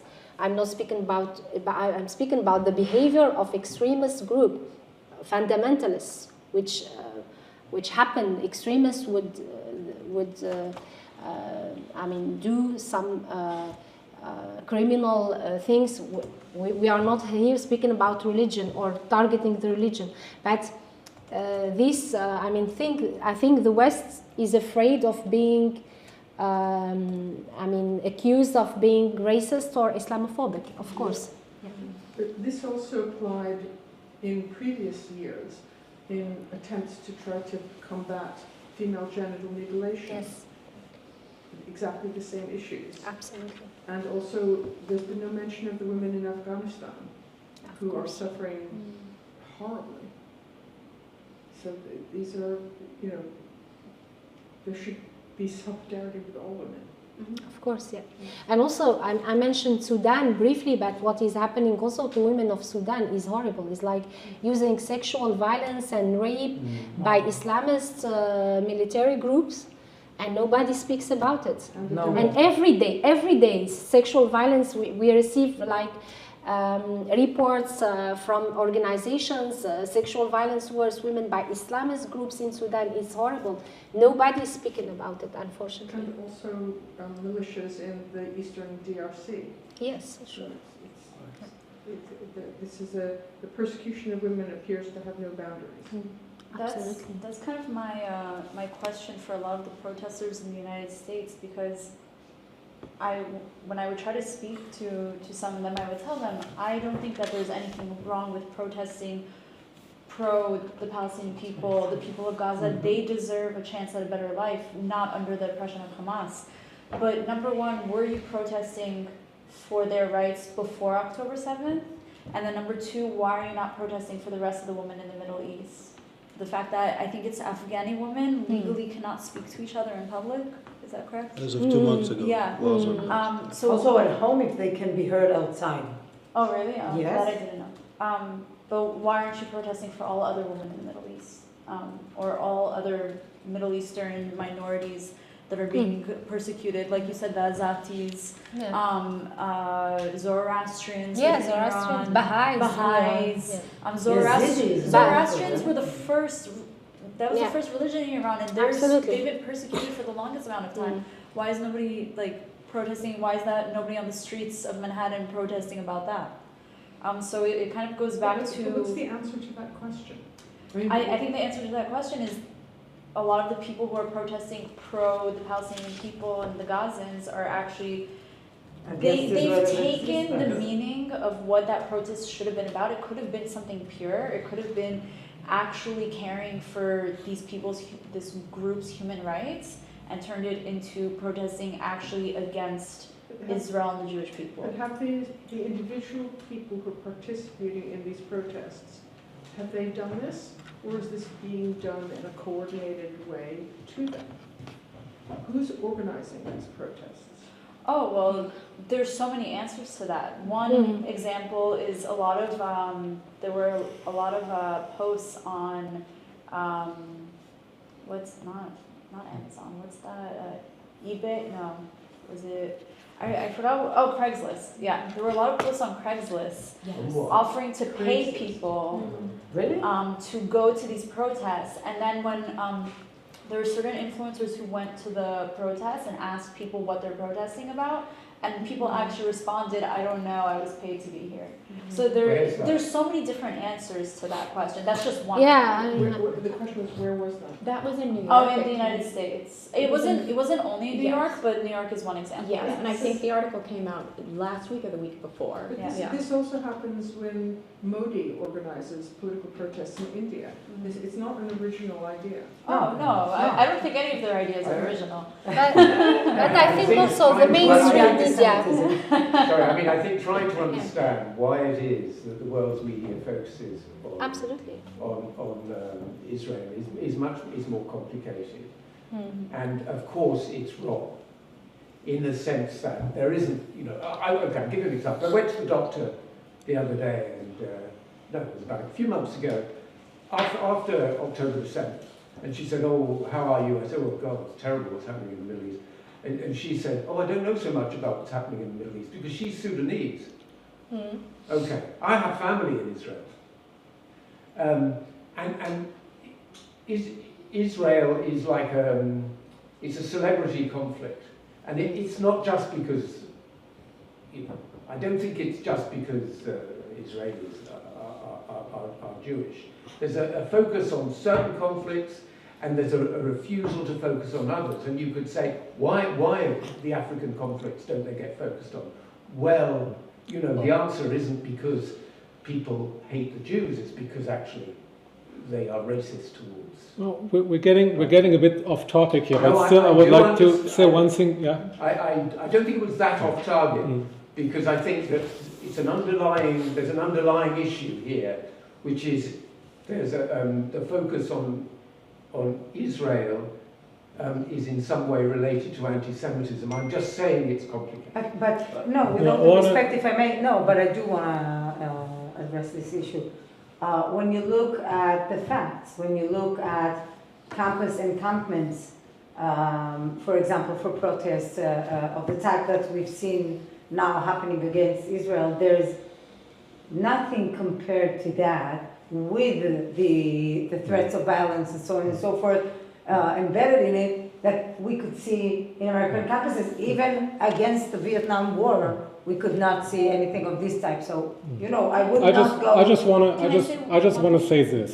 If we look at the narratives that we have in the protest, it's very clear that much of it is framed in order to demonize Israel, rather than actually to advocate the rights of Palestinians. And I give you very concrete examples about the protesters who were just like standing outside here. Okay, there were like some protesters coming to this here, and one of them, she had a sign with Hind Rajab, the Palestinian girl who who died in the context of the Gaza conflict, and it's like a very, very sad and unfortunate story, and it's like really like, you know, what happened to this girl is really, really bad. And then right next to it, a picture of Anne Frank. And it said, like, what's the difference? And we're standing here outside right now, okay? I do know that poster. Right, but I want to make a point here. I personally wouldn't. No, I want to, but the point I want to make is you can speak about the suffering of Palestinians without drawing analogies to the Holocaust, which is like completely like a distortion of reality. And when you do that, you actually see it's not simply about like speaking about like, you know, what's wrong in Gaza or what's wrong here. It's actually like a way to use that in order to demonize Israel. There are many more examples. Again, we're getting off topic, but I just wanted to respond. I hear what you're saying. It's I'd love to talk to you at length because I suspect you're going down a slightly wrong path there, but we probably should focus on what Can I say one thing as well? In regards to, you know, the land of Israel and the conflict and who has the right and who it belongs to and whatnot, if people weren't anti-Semitic under the mask of pretending that it's anti-Zionism, if really what they cared about was the land and it's about Israel and it's not about the Jewish people, it's not hatred for all Jewish people, then you would think that they would want to make the Jewish people feel more comfortable in every other country in the world so that they would leave Israel and go move somewhere else. But to make us feel that we have to fear for our life everywhere else in the world and that we don't belong in Israel, well then where do you expect us to go? And then to me it comes back to this idea of the final solution. So like, to me it's like, for all the protesters in the United States, you want all the Jews to leave Israel. Don't make Jews fearful for their lives in the United States, and you can't do both. You can't make us fear everywhere else, and then also Jews out, and then where do we that go? they are. Again, we started talking earlier, and some of these conversations are quite detailed. Require a bit more time than we have today, and it would be lovely to have them. But I don't think that most people take that step, which is. They want the Jews to leave Israel. I've asked a lot of people about this. Oh, of course, I'm not talking about... Which people? You know. Huh? Which people? Which people have I asked? Yeah. Well, I haven't asked you, and I don't think... I mean, I've asked people who... I think we should all be in Israel. But sorry? I think all Jews should be in Israel. That's another story. What? No, when you... Do you? Yeah. No, I listen very carefully. I mean, my way of trying to understand these issues is to read everything and to talk with everybody. And I talk with a lot of people who are go on the marches, and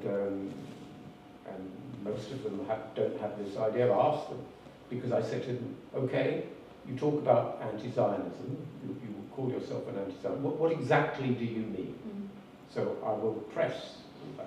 So I can offer that the next time you speak to them, ask them whether they deny or accept the fact that sexual violence was committed against Israeli women on October 7th, and the answer would be no.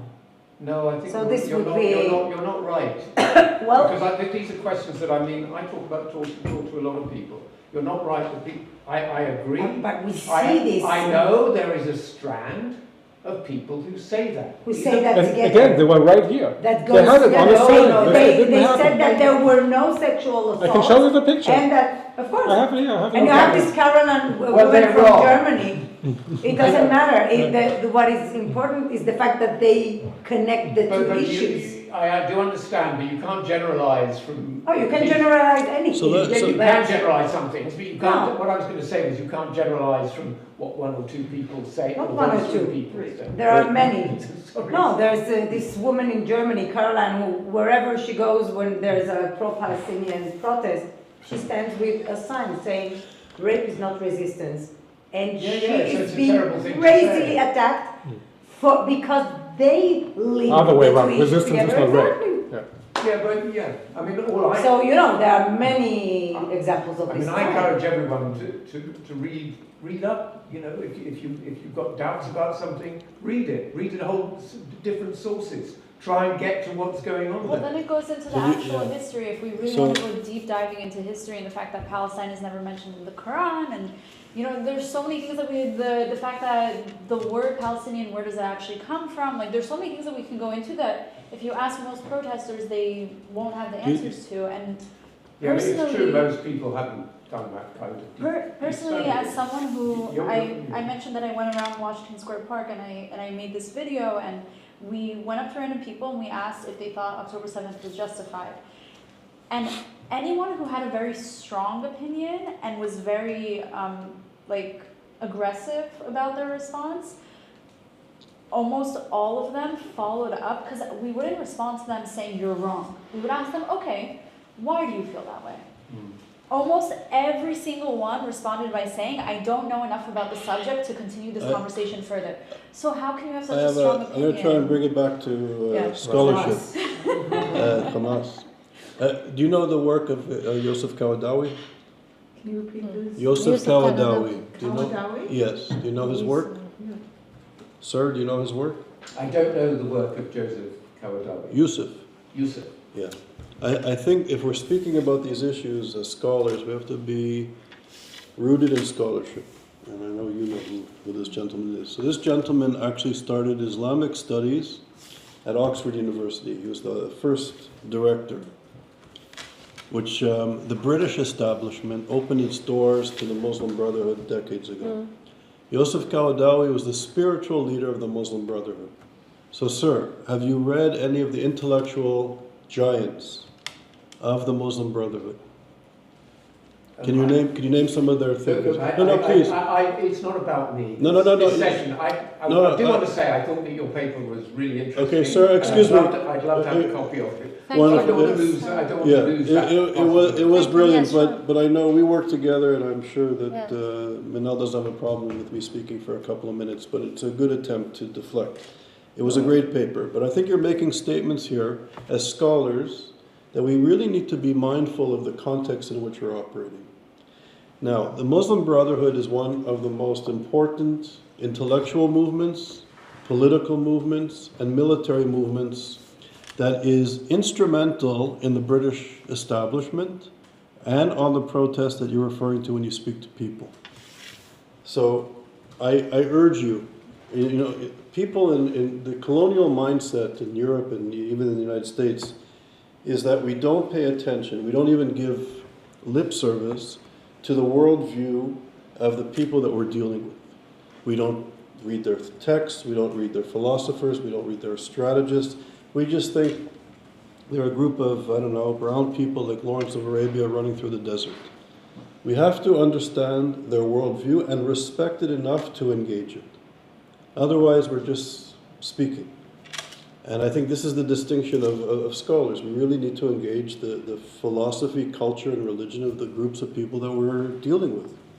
Now, Kawadawi was the spiritual leader of the Muslim Brotherhood. His entire life, he preached that the true believer, the true Muslim, is obligated to complete the work of Adolf Hitler. The Muslim Brotherhood fuses a perversion of Islam with European genocidal anti-Semitism, the protocols of the Elders of Zion, and Nazism. And there's connections to Nazism that runs throughout the whole literature and worldview of the Brotherhood. Now, just a few months ago, 8 weeks ago, King Charles and the British Parliament welcomed and had a royal visit to the Qatari regime, the Emir. Qatar is a country of 350,000 people that has a bayah. In Hebrew, a bayah is a problem. In Islam, A bayah is a spiritual oath. The Emir of Qatar and the royal family of Qatar has a spiritual oath to the Muslim Brotherhood. All of the religious edicts, rulings, and fatwas of the spiritual leaders of the Brotherhood, the Emir and the royal family adhere to. Qatar is connected to the Brotherhood. This is their intellectual, spiritual gurus. They're obligated to follow their fatwas. If you understand what a bayah is, there's an obligation, there's an oath. They're obligated. And they take these obligations very seriously. The Muslim Brotherhood through Qatar is committed to moving Israel away from the West, to isolate it, to destroy it. To destroy Israel and murder Jews around the world. This is a core element of their ideology. This is not the rantings and ravings of the extreme wing or the military wing. This is a core value of the Muslim Brotherhood philosophy and ideology and strategic goals. And then is to use anti-Semitism to weaken and destroy the West. Because they don't believe in democracy. They don't believe in the rule of law. They don't believe in equality, that regardless of our race, our gender, our sexual orientation, our income, our religious beliefs, that we're all equal under one legal system. And one of the reasons why they want to destroy Israel, because in Israel, Muslims, Jews, and Christians, straight people and gay people, and men and women are equal under the law. So even if Israel was Tel Aviv was a nation state, and all the other land was ceded to the Brotherhood, Tel Aviv doesn't have a right to exist because a caliphate has to replace the democracy. So their goal is to destroy democracy and replace it with Islamic rule of law. And this is the Muslim Brotherhood, this is jihadist Islam. But the postmodern left doesn't engage the philosophy and the ideology. It doesn't deal with the anti-Semitism, and I would submit to you because anti-Semitism is deeply rooted in this society. So it can't engage this issue because of Islamophobia. They don't want to insult some groups of people who represent the authentic Muslim, not the diversity of Islamic thought, not the different traditions of Islamic thought that are more accepting of the other, or more spiritual, but it's this type of view for 2 pieces of silver that the Western establishment takes these people as the authentic representations of Islam. Qatar has this is our work that we're doing. We have a big project on the influence of the Muslim Brotherhood on Western society, and they're playing with $1 trillion. They're buying your newspapers, they're buying your television, they're buying your law firms, they're buying your strategic PR firms, and they're buying your universities. And this is why, in my humble opinion, people don't speak out about the rights of women in Afghanistan or in Yemen because they've been bought. Instead of the philosophers and the intellectuals are condemning the Zionist entity when, as you said, a woman can't speak. God forbid somebody walks by the window of her private home and they hear her voice. It's a crime in Afghanistan. Afghanistan and Qatar, wonderful allies. The Taliban in Qatar. Hamas is still housed in Qatar. The Iranian revolutionary has good relations with Qatar. And even the human rights, the tribunal where Israel was accused and found guilty of crimes against humanity and being an apartheid state, funded and bought and organized by the Iranian revolutionary regime and Qatar. This is in our reports here on the table. Were you talking about the ICJ? Yes. The International Court of Justice. Indeed. You're saying is owned by... No, read our reports. We have scholars. I know it's hard. Look, I do hear you. No, you don't. It's hard to believe. Hold on, I'm just saying, I do hear you, and I'm just trying to say something, which is the way you talk is, you talk, and now I'm adopting the same style, which is, thank you for saying I have style. I'm saying I'm adopting the same style, which is like male-dominant style, I think. That's a cheap shot. I was quiet all day, but But this is what he said. This is what you referred to. Yeah, I'm just saying. That was so scholarly based. That was so. That's a cheap shot. Yeah, I have the reports right here with thousands of footnotes. We have 40 researchers, sir, working on it, and you have the audacity to dismiss it as male-dominating. No, I'm just, it's not. I think I'm sure you've got lots of lovely things to say. Thank you. I think that if this would be okay with you, Please. with the others of you, like I think this is a place that hosts us for deliberating issues that we're here for, and I would appreciate it if we can stick to that. Yeah, thank you. I support that. Okay. Maybe other questions or yes? Oh, just if you're interested in learning more, also, can we watch the symposium from last time? Because you talked at length about some of these things, and I thought it was really informative. Yeah, it's all online. It's all there. Yeah. So all online where? On our website, as well as the reports that I was referring to. I also want to mention that, just recently in my college in Israel, 35% of my students are Bedouin women, Muslim Bedouin traditional society women, and they all wear hijab, all of them, headscarf, which is,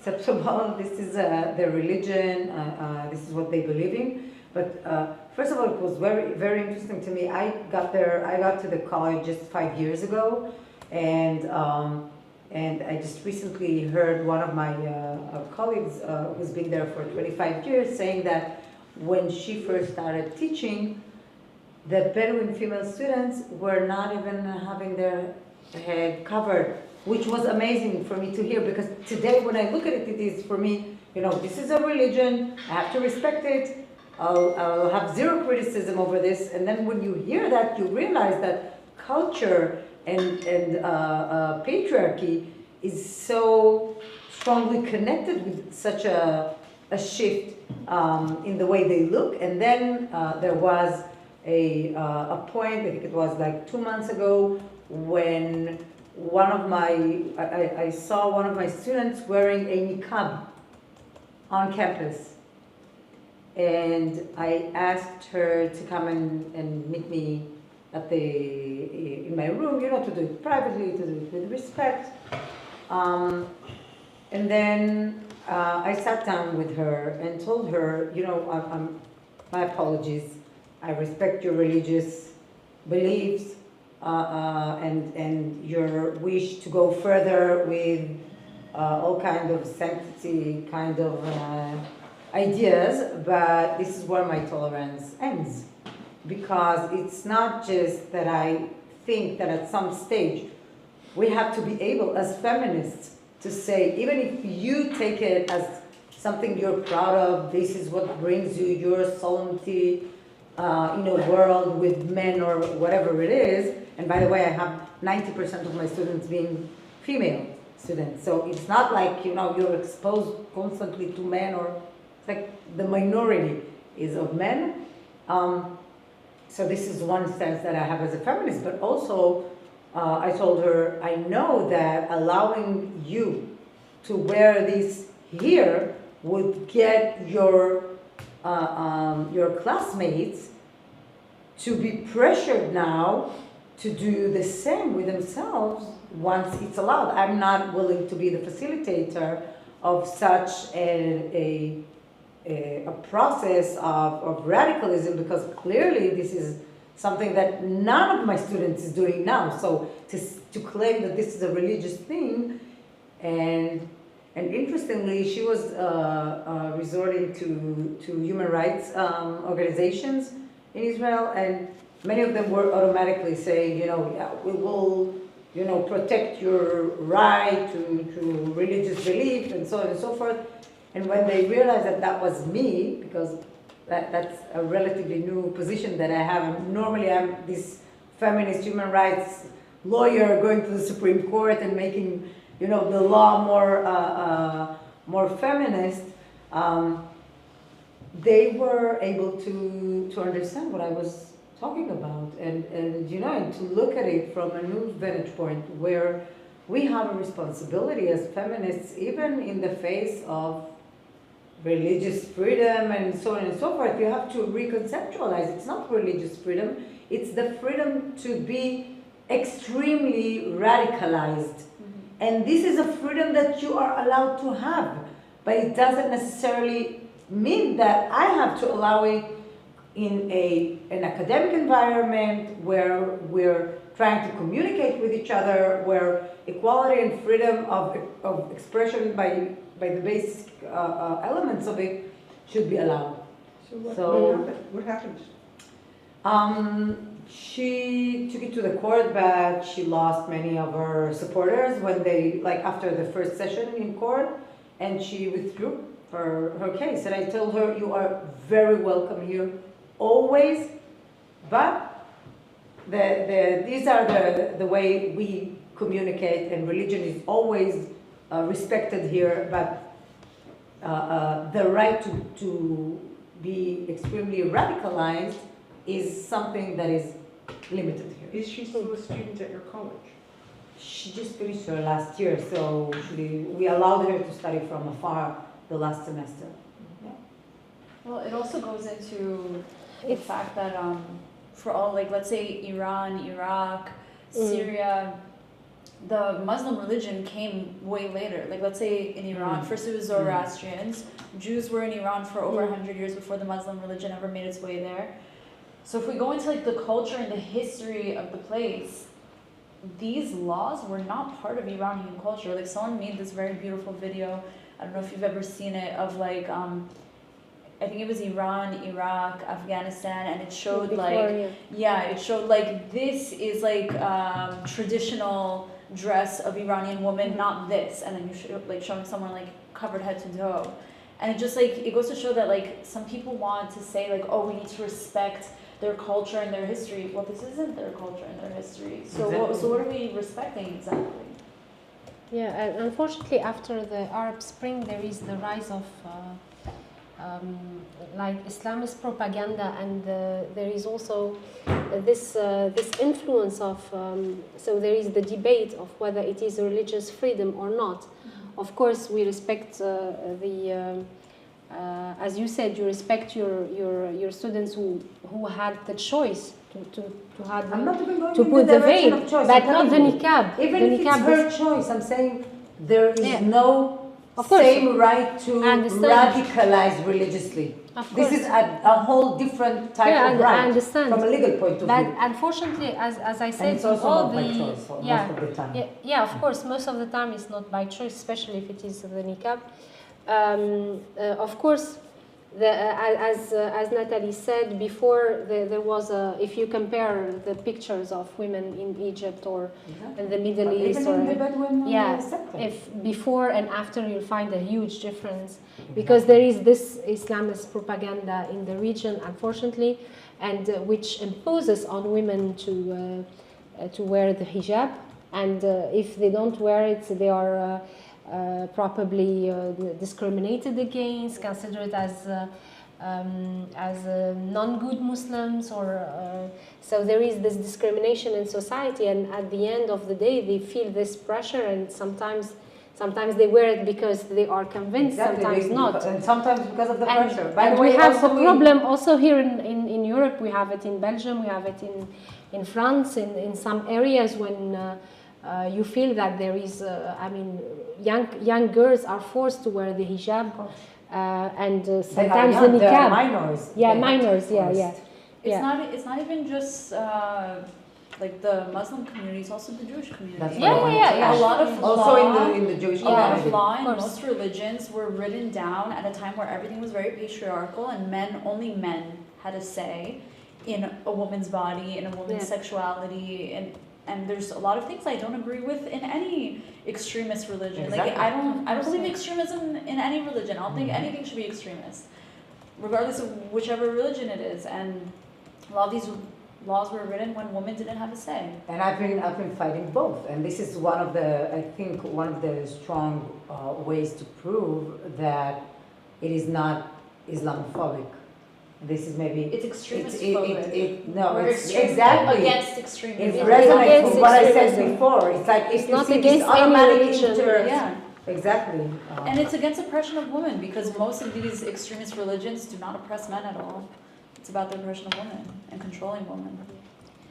So I think Marta told me that it's time. So thank you very much for being here in this seminar, and thank you for joining us and for this discussion. Thank you for your feedback, for your questions, for your comments, and I'm really happy to be here with you and to share this round table together, and hopefully in the future we can have more discussion which are very fruitful, because we notice that there is freedom of expression, and there is also this dialogue and democratic values that we really cherish, all of us. Thank you. Thank you very much. And, if I may, on behalf of Martha, who put all this work into organizing the event, and to our brilliant speakers, are really, I don't use the word lightly, I mentioned it earlier, really you're doing inspirational work, all of you, and it's vital work, and you're speaking truth to power, and we need more voices like you, so thank you for all you're doing, and thanks for being here. Thank you, Thomas. Thank you for the technical assistance. Thank you. Yes. Thank you for Exactly, let's do Yes. that. Just to remember, because I wanted to do this. Yeah, Almost would have forgotten. yeah.